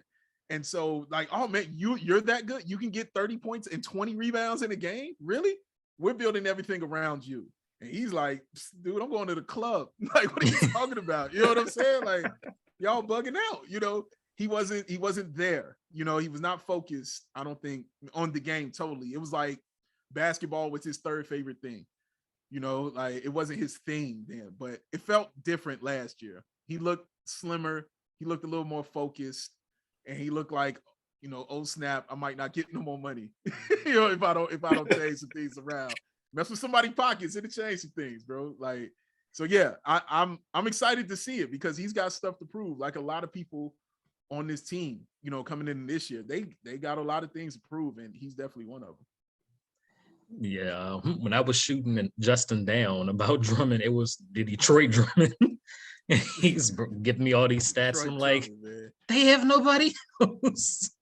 It's like, Detroit of course he's doing this on Detroit. He would be taking 3-pointers, you know, for no reason. And just throwing it off the side of the backboard, you know. Oh my gosh, man. It drove me insane. It drove me insane. It did. And I didn't want that. But again, it took last year for me to see that, you know, you can change. You know what I mean? You can change your mental and you can get more focused in the game. And it feels like that's what he did. Now, that being said, Dre, if you are listening, we would love to have you on the show. Please, please come on the show. Hey, come call me an idiot and tell me I'm wrong, bro. I'm with it. You know what I'm saying? I'm with all that, man. You know what I'm saying? But this dude was an all-star. Like, he was an all-NBA player. You know what I mean? Like, he's good. You know what I mean? Like, he's good at that. So, yeah, I'm excited. And his role is, we know it will be a little more diminished, you know, this season because it will be about Vooch. So, yeah, I think a lesser role in all those things. And, yeah, he can definitely help this team. I'll say it like that. He can definitely help the Chicago Bulls. I agree with you. Just going back just a little bit, you mentioned something that Terry had with like just that energy and everything. And I think one of the things that I would say about him is that he has an edge to him. Yeah. And that's an element that had been, as you mentioned, was missing from this Bulls team for a while. But looking at the way this roster is put together, do you think that this roster is a roster that is capable, as it presently is, of playing in a championship? I'm not saying winning it. I'm saying like just playing in the championship. No, not yet. They're not at that level yet. They definitely have more work to do. Some of that is because of time. Guys, still figuring out exactly who they are. Ayo is still figuring it out. Patrick Williams is figuring it out. Nobody knows what Patrick Williams is yet. We know what we want him to be, but we don't know who he is yet. We're still figuring that out. Dalen Terry, as you just mentioned, we're figuring that out.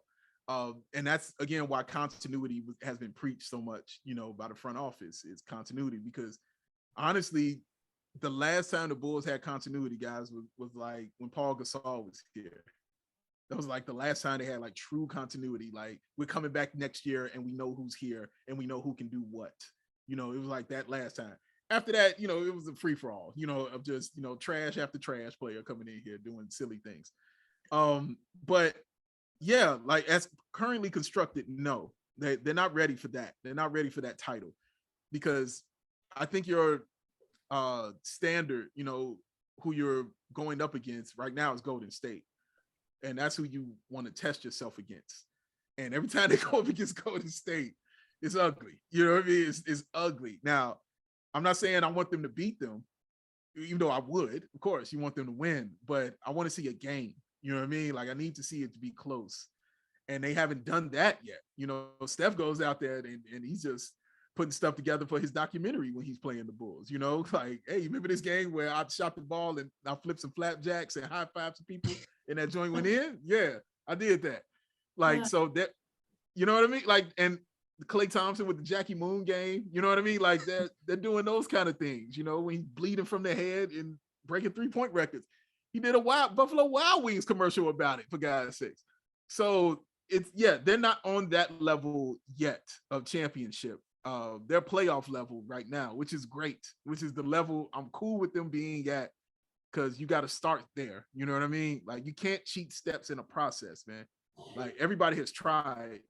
I've watched the Nets try it for years to cheat steps in a process, and they just can't do it. Like, even when they tried to bring Kevin Garnett in there, and they tried to do that. Even when they Paul Pierce and all those guys, they tried it there. You can't cheat these steps, man. Like, you got to build. You know what I'm saying? Like, you can get a free agent and then that can elevate you like that, but you got to build your core. Like, you got to have that identity. The Bulls still shaping that identity, and they're still shaping that core right now. So no, they're not ready for that title yet, but it's just because this is the process. It's not because they're like trash or bad or, like, oh my God, nothing like that. But it's just the process of it right now. And yeah, I'm comfortable where they are right now, honestly. What are your thoughts on Kobe? I mean, Kobe, what happened in last season? I think he started with the first 14 games or something, 14, 16 games in double digits. And then he just kind of fell off after All-Star break. What do you think is up with that? And do you think we're going to keep him this season? What do you think? Oh man, it's funny you say that, because it's nobody I've thought more about this offseason than him. And nobody I've heard talked about less this offseason than Kobe White. Nope, everybody kind of forgets about Kobe White. This season is set up for him to do what he does best. And what I mean by that is they're not asking. Before, the Bulls were trying to figure out exactly who he was, right? So when they kept him, they were like, okay, we're going to put you at the point guard position. Let's see what you could do there. You come to find out he's not a great point guard. He's not the facilitator, not the ball handler. That's not his thing. And then they found out, okay, he wasn't the greatest defender or anything like that. That's not his thing. Even though I am constantly on record talking about how much better this dude defense has gotten. And it has gotten so much better. And I don't think he gets enough credit for that. And I take a lot of shit for that, but it's the truth. Like, his defense has gotten better. I'm not saying he's world beating out there, anything like that, but his defense got better. He worked on it and he's gotten better at that. His issue here is consistency. Because as you mentioned, Melissa, like, those 14, 16 games where he just went insane. Like I remember those last 2 games. One was he had 28, and then the next one he had 30. Yep. You know what I mean? Like he went crazy. And then the All-Star break happened, and then I was like, yo, what you bro? It's like, yo, you got stuck in the food truck eating or something, man. He forgot the game was going on. I don't know what happened, but he wasn't the only one because a lot of the Bulls did that. But you highlight him more because it's been like that since he's been here, the inconsistency. You know what I'm saying? That's just what it has been. That's just being honest about it. But I think he's set up to do what he does best this year. They're not asking him to facilitate anymore. You've got the guards in here that can do that. You're not being asked to run the team anymore. You got people in here to do that. You're not being asked to defend that hard anymore. They got those guys to do that. All they're asking him to do is be consistent in his shot. There, right there, that form right there. You try cash. That's all we need from you is cash. Can you give me 38% from the 3-point line? You know, can you create your own shot, which is something he's been working on this offseason. If you watch him, like he's working on his handles a lot because he's trying to learn how to create his own shot. And once he gets that, instead of just being that catch and shoot guy, you know what I mean? Once they get that from him and he can start creating his own shot, he can write his ticket. Honestly, he can really start writing his own ticket. And I think I always looked at him as a 6 man, like a guy who that's his ceiling, as being that 6 man. And I mean that in such a respectful way, because I'm thinking of like Jamal Crawford, you know what I'm saying? And those kind of guys, and Jordan Clarkson, you know, those kind of guys who are, and my man, Lemon Pepper Lou, you know, shout out Lou Williams. Like you thinking of those guys, you know, when I'm thinking of guys who create their own shot and are consistent, you know, in that jumper. And Jamal Crawford wasn't always consistent when he first started. I remember he was here. He would have games, he would drop 51 and then he would disappear. You know, you wouldn't hear from him anymore. They had to figure out he was more comfortable coming off the bench. Like, so he just had to he's figuring out his role. And I think this is his role. You know what I mean? And he's not going to be asked to do more than put the ball into the bucket. The defense is a plus. I promise you. It's just extra and it's a plus. The fact he can bring the ball up and start the offense is a plus. You know, those are things that you need, but you're not dependent on him doing those things.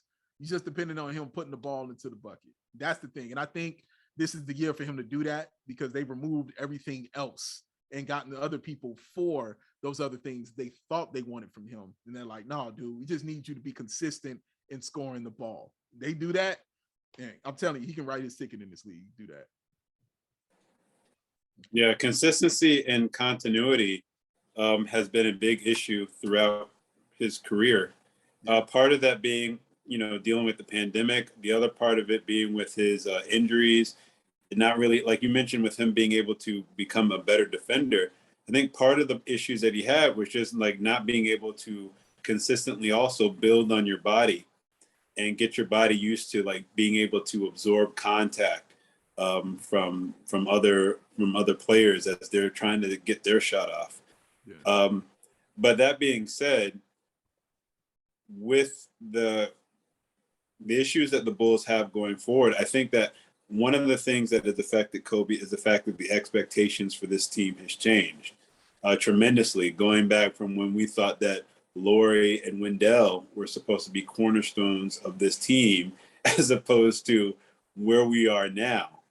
And looking at that transition, do you think, and this might be a little bit off topic, but do you think that with that transition and with watching the expectations grow, we're looking at now Billy, who's in like, what is this, year 3 of a 4-year contract? Yeah. Do you feel like he is that person who is going to help the Bulls take that next step that they need to take? Like, is that something that you feel that management is focused on with that continuity, or are they also looking at possible other names that might be able to help this team really take off? Honestly, I think both of those points are correct. I think that definitely want to have him be that part of the team, as I mentioned, that microwave scorer that they need and alleviate some of that pressure from the second unit, especially. I think that's very important. If him, you know, hitting those threes is going to be so important for him to do that. And that's going to help your team, for a team that doesn't have a lot of 3-point shooting. You know what I mean? or consistent 3-point shooting, I should say. They don't have a ton of it. We don't know if Patrick is that guy. We've seen him, scored at a high clip, but he's been injured, you know what I'm saying, a lot. So we don't know if it's consistent yet. But Kobe, we know he can shoot. We know that for a fact. That's what he does. So yeah, they're dependent on that. But at the same time, you're also kind of showcasing him, around the league, just in case. Like, okay, we need some help at this area tonight. You know what I mean? Like this, we need this right now. And we still got this bargaining chip, you know what I mean, right here in Kobe White, where we could actually make that move maybe at some time during the season to help us, you know what I'm saying, get that player to fill that one key need that, we really have to push us forward even more. I'm not saying that Kobe won't be that key need. I hope he is. You know what I'm saying? I'd like him to stay here. But yeah, I think you have to do your due diligence when you're trying to improve your team. You've got to look at everything out there. And if Kobe is that guy and he's the one that's showcasing and he's playing, good, and a team makes an offer for you that you just like, I can't refuse it, then that's just what it is. But if Kobe is also that guy who is helping the team and just making himself invaluable, you know what I'm saying, to the squad, then that's also a plus for you as well, So it could be both of those things at the same time. And I think good organizations are always looking at, both sides of that with multiple players on that team. And Kobe is just the guy in this situation. Is Billy the in this coaching staff? Do you feel like they're part of that equation of moving this team forward where they need to be, or where they need to get to? Yeah, they are. And I say that because he and AK are so tied at the hip that it's gonna be that way. And I mean, you remember like when Billy Donovan was going to retire, like when he left OKC, he went home and said, dude, I'm good. I'm going to Florida. And AK drove down there like, dude, no, we need to talk.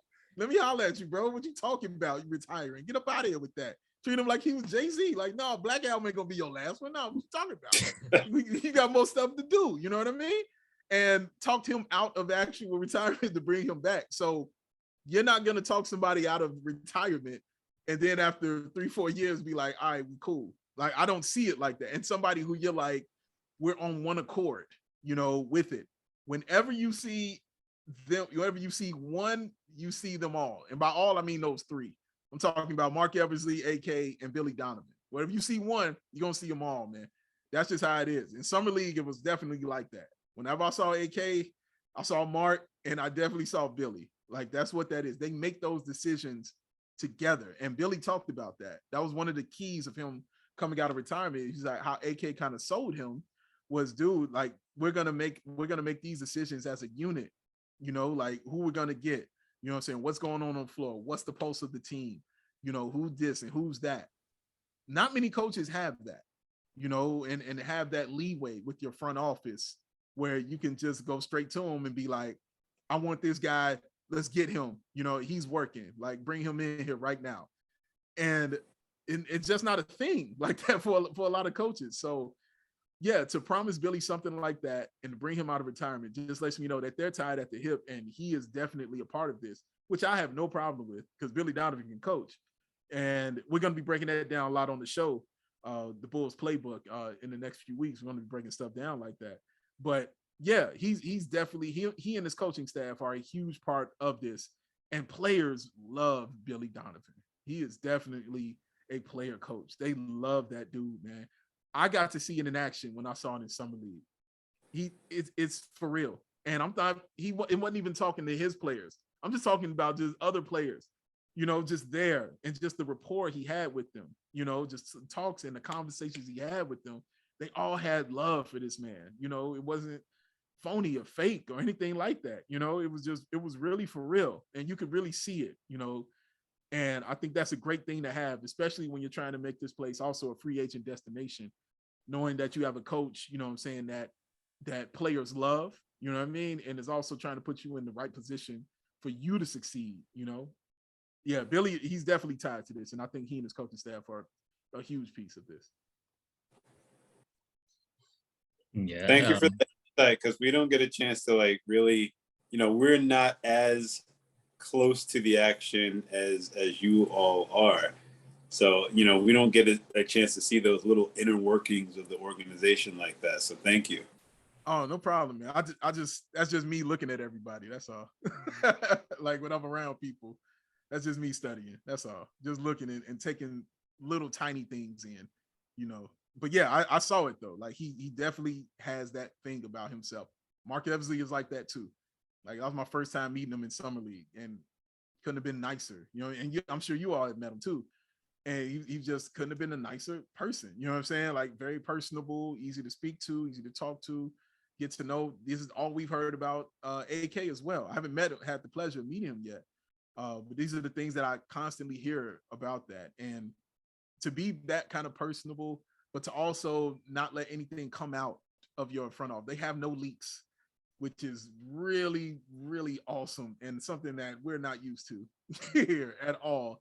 You know, being a Bulls fan, bro. Like they had their own spies, bro. You know what I mean? Like it was crazy. But yeah, there are no leaks that come out. And Chuck Swirsky said something like that to me when we just to talk about Lonzo when we were talking about him and his injury. When Chuck said that, he was like, you know what? Nothing has come out from the front office about that injury yet. So I can't really speak on that. I was like, you know what?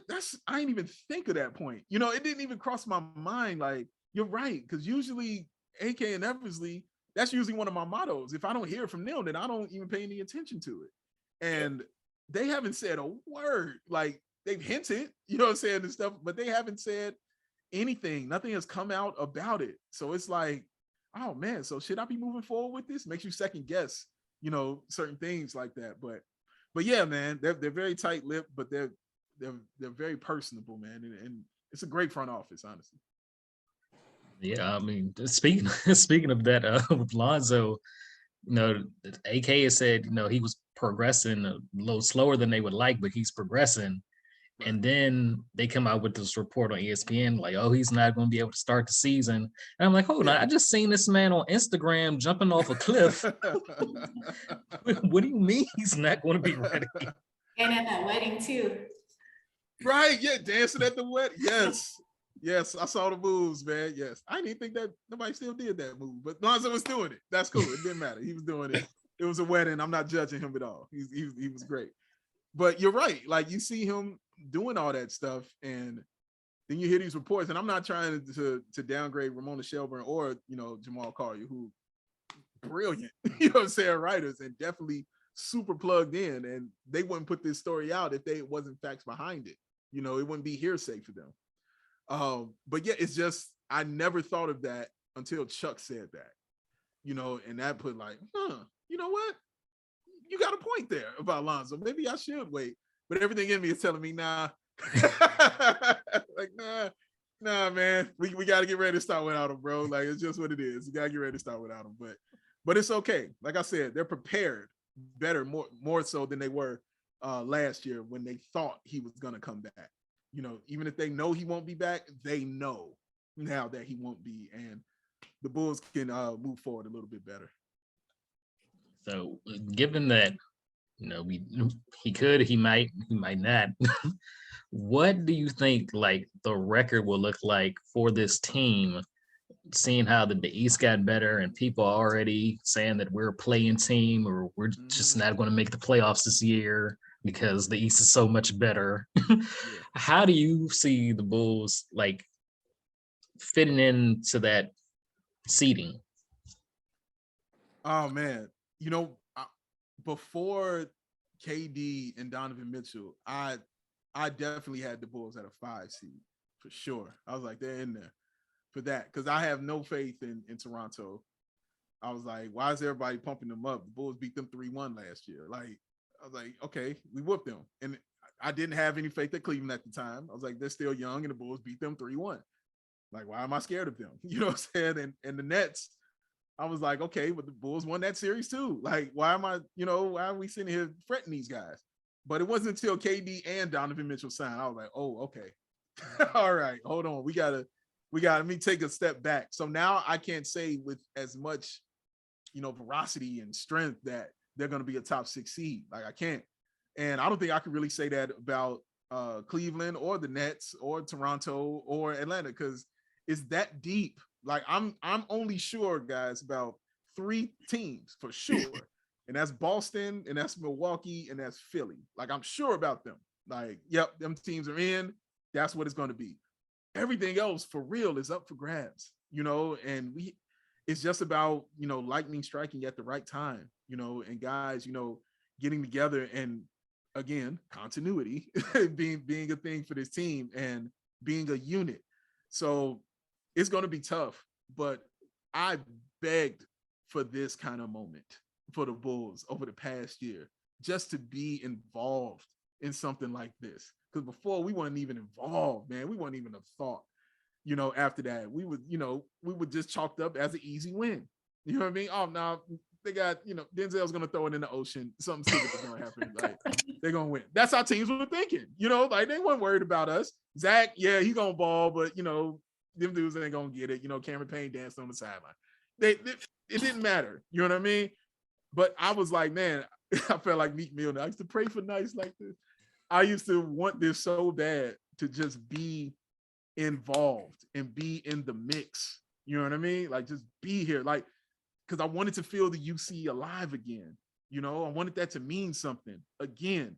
Even though we're competing, for a lower seed, whatever, but we got to be competing for something. We weren't competing for anything before. I just wanted to be in it and be invited to the party, and we weren't getting them invitations, over the past few years.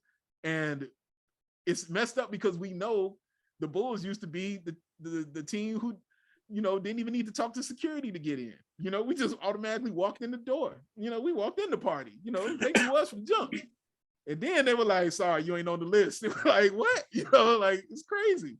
So, yeah, I'm happy that I have a team that I can for real legit say, yo, we can beat any of these teams. I can really say that, like, yo, we can really truly beat any of these teams. We can stay with these in the East. I'm talking. We can stay with these teams, and we can compete against these teams, and that's a good feeling. You know what I mean? And knowing that, you want to go out to the UC more. You tune in a little more for the Bulls. You yell a little bit more. You cheer a little bit harder. Those things matter. Winning really, really matters, and we're used to doing that. With the Chicago Bulls, like losing ain't never been a good look on us. It's an ugly color on us. You know what I'm saying? And it's not a color we're used to wearing.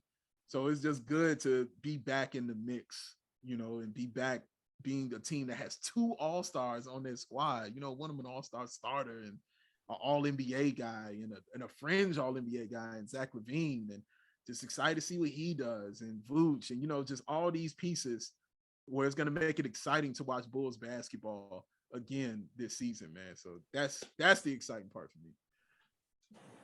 One of those all-stars you mentioned, they put them on the list for most overrated decade. What is that about, bro? So much hate. So much hate. So much. And it's like I wish I could understand it, because I don't get where it comes from. Maybe it's still leftover residue from the previous front office that, publications and, big sports media companies kind of feel that way about the Bulls. But it sounds like I'm quoting wrestling now. It's a new day, but it's different now, man. And yeah, but to still see that, Melissa, it was hate. Like, that's really what that is. You last year, he showed you were completely wrong. He showed you, like, no, dude, he had the best season of his career. You know what I'm saying? Of his literal career, his best season. And now you're still like, nah, not good enough. What? And honestly, I looked at it like, you know what, this is a good thing, because now he's extra motivated. Yep. Now he's like, oh, okay, you still don't think I'm that guy? All right, let's go. Let's about that too. Like, okay, cool. Give him more fuel. Yep. And I understand that mentality. And I like that mentality. You know what I'm saying? Because when somebody tells you that kind of negative, you're like, oh, word? Oh, okay. Yeah, word. All right. Bet. You know what I mean? I bet. Let's roll. You know what I mean? Let's get into it then. Let me show you what it really is, you know, and how this is not a game. And you saw him when he retweeted it. You know, he retweeted it like, okay, he saw it. Bad, good. He understands it. It's there. I can't wait to start the season. So even with the worries about Lonzo, and you know, even with the worries I had about Drummond, and you know, the worry we might have about Kobe White or even Patrick Williams, even with all of that, the fact that I know that this team is good, regardless of all that, is awesome. It just makes you excited for preseason. You know what I'm saying? Not even like I got October 4th, like let's go. You know, like I'm ready for October 4th. Like I can't tell you the last time I've been ready for preseason Bulls basketball, bro. Like I'm ready for it. And it's not hope. It's logic, you know, it's logical hope. You can see it, it's tangible, you can touch it, and you know that it's real. And it's been a minute since saying that, man. So I always try to emphasize that to Bulls fans, you know, like, man, like remember, do not forget what this team was. Do not forget what we were looking at and how sad this was, and how, oh my goodness, your life just hurt. You know, when you were watching this team, when you question putting on a Bulls hat, you know, you're like, with your head down. Right, you know what I mean? You put it on, you're like, Yeah.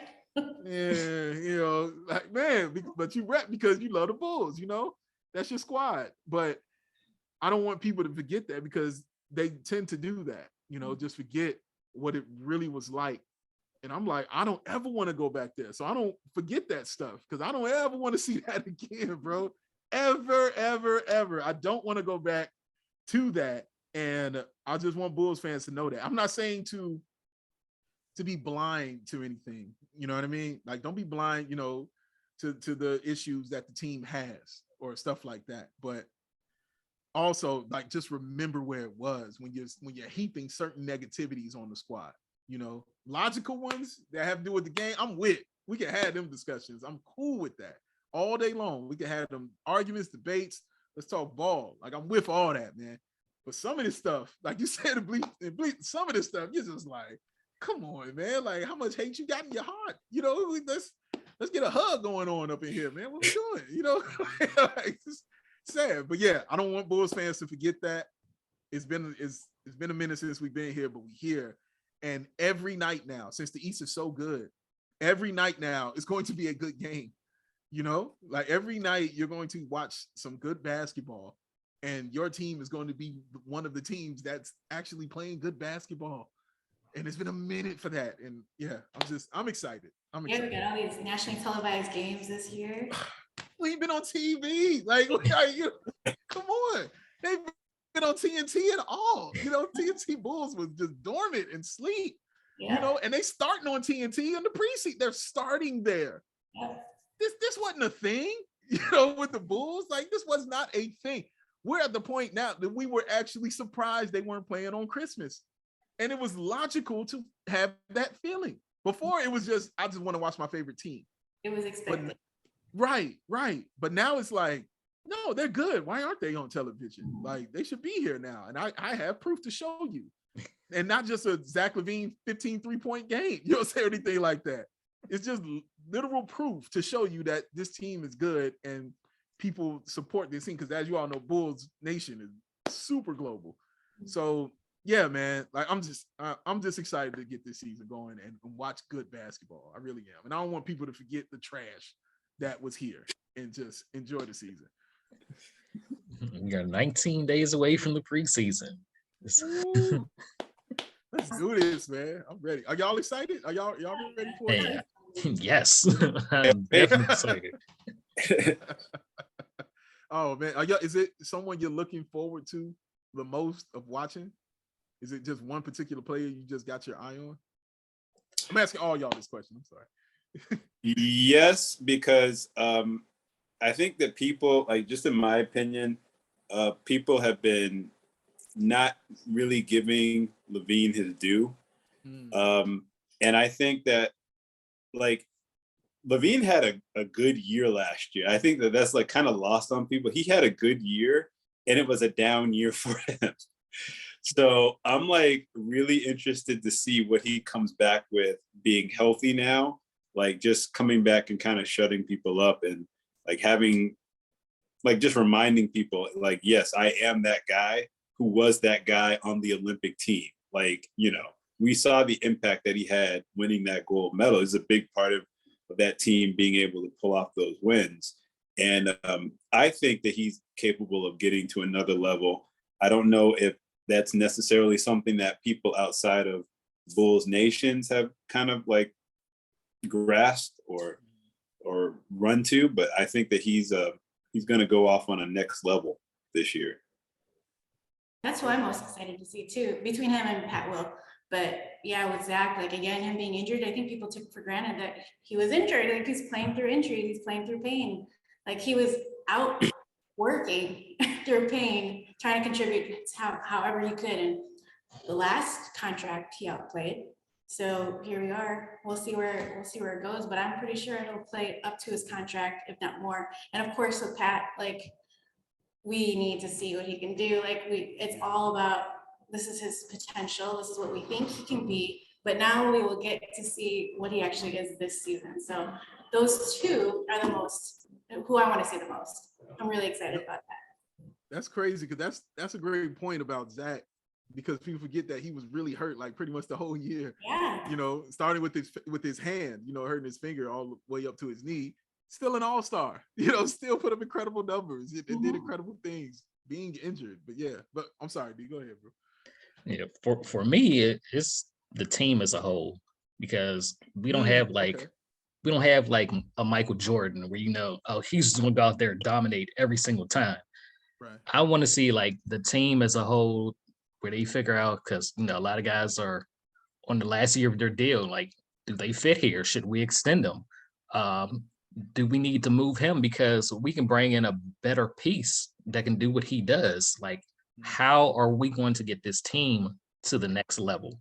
So I want to see everybody: Zach, Kobe, Io, DeMar, Pete Will, Vooch.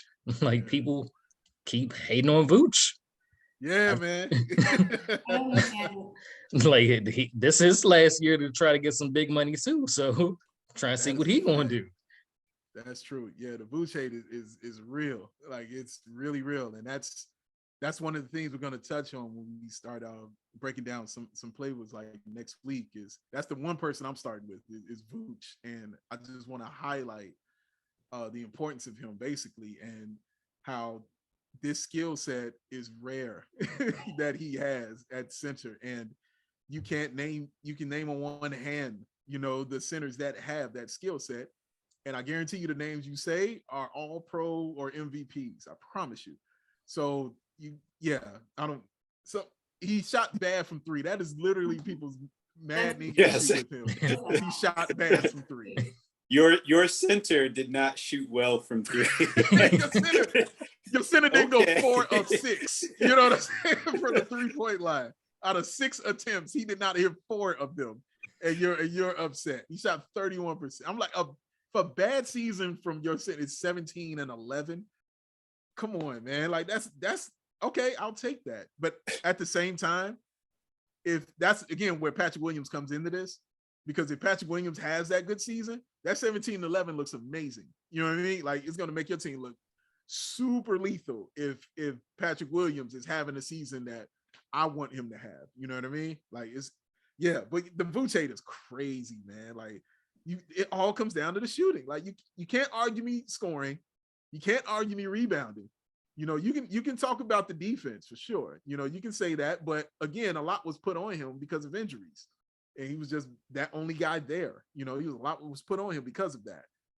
But the main thing you can argue, he hit threes. It's like, word, that's it. That's what we got. All right, 3-point shooting for your center. All right, great.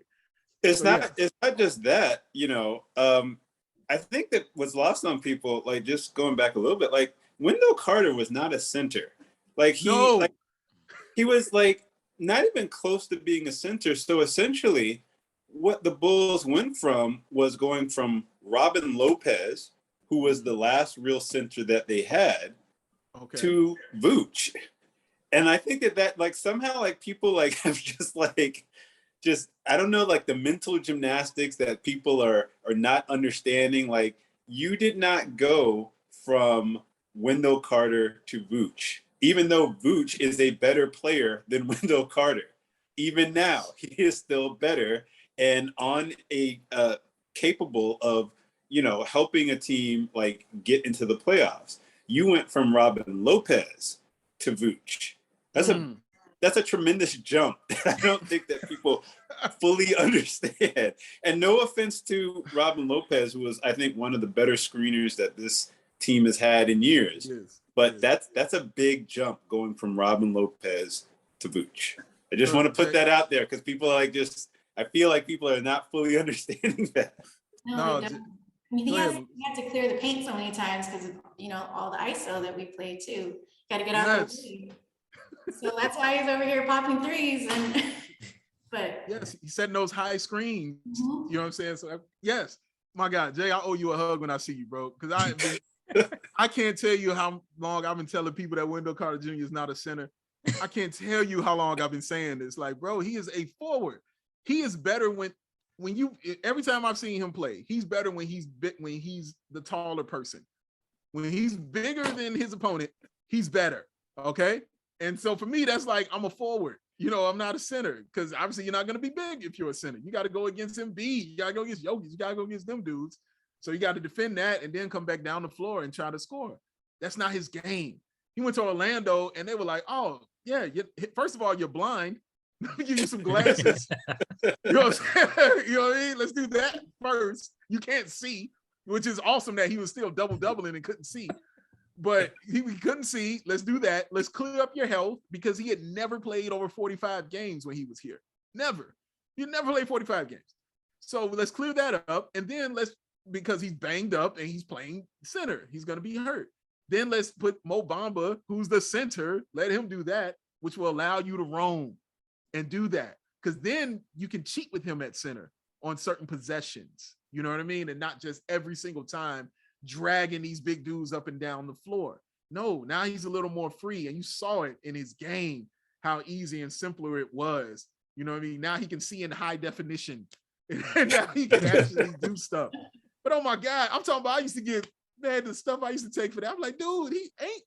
I was saying he should have came off the bench not because he didn't deserve to start, but because Lowry was at the 4. And I wanted him to play the 4. And I was like, let him come off the bench and play the 4 and let Gafford play the 5. That's how I wanted it. You know what I mean? Let that be the case. But yes, he is not a center at all. Thank you. Like people got caught up on this positionless basketball. Oh, okay, positionless basketball. So we can just have 6'10" point guards. Like that makes sense. No, there's a reason why you want your point guard to be a certain size within a certain size length, because just the aesthetics and just the way the basketball court is designed, you need to have smaller people with the ball in their hands making plays for the bigger people who can get close to the basket.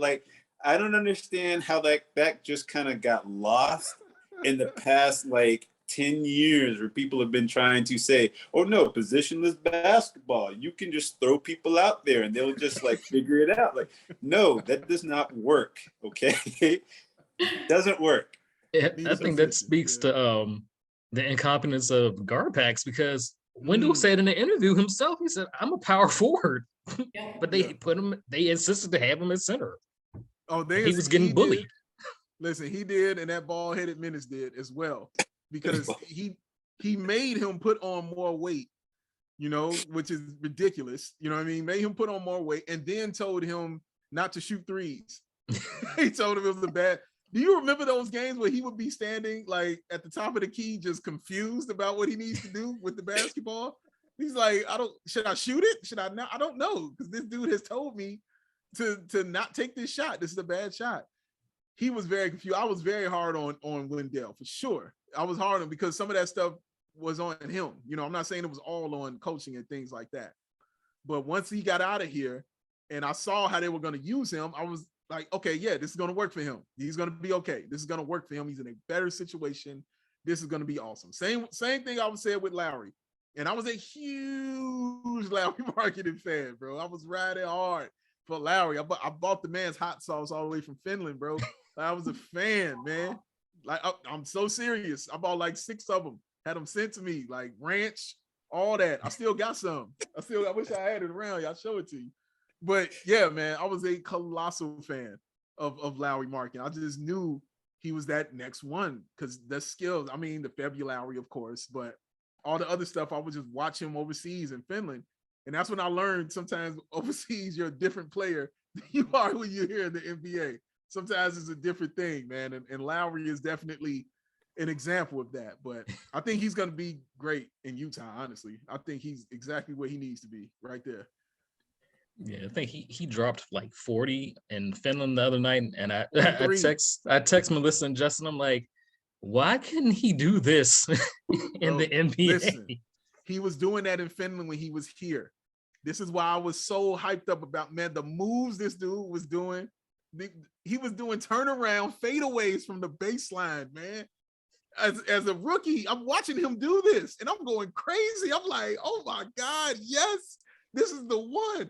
And then he get over here and say, now, what do I do with this ball? Like what is there something lost in translation, bro? Like I couldn't understand why it was like that for him. You know what I mean? And I hope he kind of figures it out because he can play. He's obviously skilled, you know, but it just didn't work out for him here. And that's fine, you know, and I'm always telling that to people. I'm always okay if it doesn't work out here for certain players, you know. I just want them to continue their careers. Like Daniel Gafford, everybody know I love Daniel Gafford. But when he got traded, I thought it was the right move. I was like, it wasn't going to work here. It just wasn't. It can work somewhere else. And you see he's doing much better, you know, over in Washington. He's having a much better time and much better go of it over there. But yeah, like him, Wendell, we just mentioned Lowry, you know, those guys are just in better positions to succeed. And I'm all for that. And I hope that, and I wish them nothing but success unless they play in the Bulls. But I hope it works out for them, man. Really, I do, because they deserve that. They really deserve that, man. Them dudes are skilled. They don't suck. You know what I mean? They can definitely play. But yeah, it just wasn't going to work here. And that's fine. And that's okay. And I'm happy with what the Bulls have, and I'm happy with where they are. Hoping that this season, the pieces that we do have work here. Yeah, man. I'm hoping, bro. But like I said, it's just gonna be fun to watch. That's all I know. It's gonna be fun to watch them figure it out and succeed. And I can't wait to watch guys like Ayo, who is wise beyond his years and who's mental. He's a sponge. Yes, a straight up sponge. Ask a million questions. You know, it's what he does. He just asks a million, and I relate to stuff like that. That's what I do.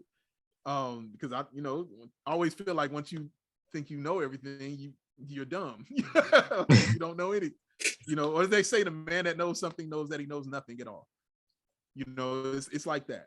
So that constant learning of Ayo, you know, that he always has and always trying to ask questions and be smart. The man said he keeps a journal, and I'm like, I relate to that. I got one too. I've been keeping journals since I was like 13. Like this, I get all that kind of stuff. You know what I mean? I get all that trying to learn and continuing to learn, but also applying it to his game and his physical, you know, getting his body ready, changing the way he eats, you know, watching more game film, you know, getting that kind of mentally prepared, you know, to deal with what's going on the floor. Like I'm super excited to watch, you know, his progression because he's already got it mentally. It's just now physical with him. So he's conquered for me the biggest part, the biggest hurdle, which is, you know, having your mind right.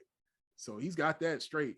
So now for me, now it's just all physical now. Him like adding things to his game to keep making him better and better and better. And yeah, I'm excited to watch him.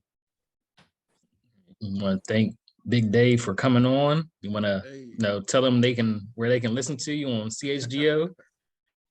Yes, please. Yes.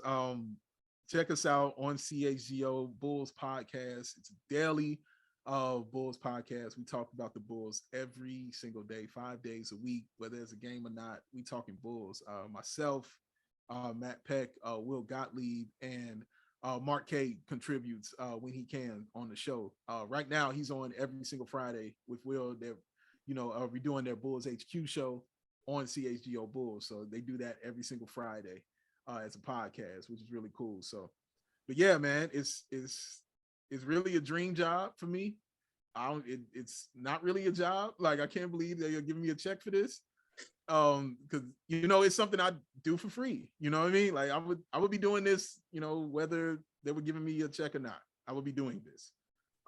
Whether I was in front of a microphone or not, I would be doing this, talking about the Bulls all the time. It's what I do. So it's a part of my DNA. So yeah, thank you for watching. I'm glad y'all like it. It's going to be more of it. Check us out on YouTube. Follow me on Twitter at Ball Sports, BAWL Sports. And yeah, man, like, just much more stuff to come. Tangent, that tea, that Bears tea, on a little tangent. That's really Say it again. That Bears tea is really nice. Oh, yes. A little tangent, but man, that's it. A little bit, man. Everything comes out. Everything comes out. Nothing is off limits. I have a lot of thoughts about a lot of things, and yeah, those tangents, those things always come out, man. And yeah, we talk about everything. We'll get into whatever, whenever. It's music, movie, whatever. We're gonna get into it. So yeah, I'm glad somebody likes it. Like I am. I'm glad somebody likes it. So thank you. Oh, Dave, wait, I just thought about it. Just going back to how we originally started this, you were right with Tom Hanks in the water. Okay. I just thought about Road to Perdition. In the rain. When Michael sees his father as the gangster for the first time, it's raining. Yes, it is. And then when he takes out his boss, it's raining. Yep. Yes, he is. Yes, it is, sir. I never thought about that with the water, man. Tom Hanks in water, man. Something bad's gonna happen, bro. Something bad's about to happen. You gotta watch it, man. You gotta watch it. Yeah, man. But this is the kind of in-depth thing you get watching CHGO Bulls and also Nothing But Bull. This is the kind of stuff you're gonna get on the show all the time. It's just us being us. And so yeah, it's an awesome thing, man. We appreciate you, Dave. Man, I appreciate y'all, bro. Thank you so much for coming on, and thank you for everything you do. Thank you. I appreciate it. Thank you. Much love to y'all. Thanks for coming on again, Dave. My man.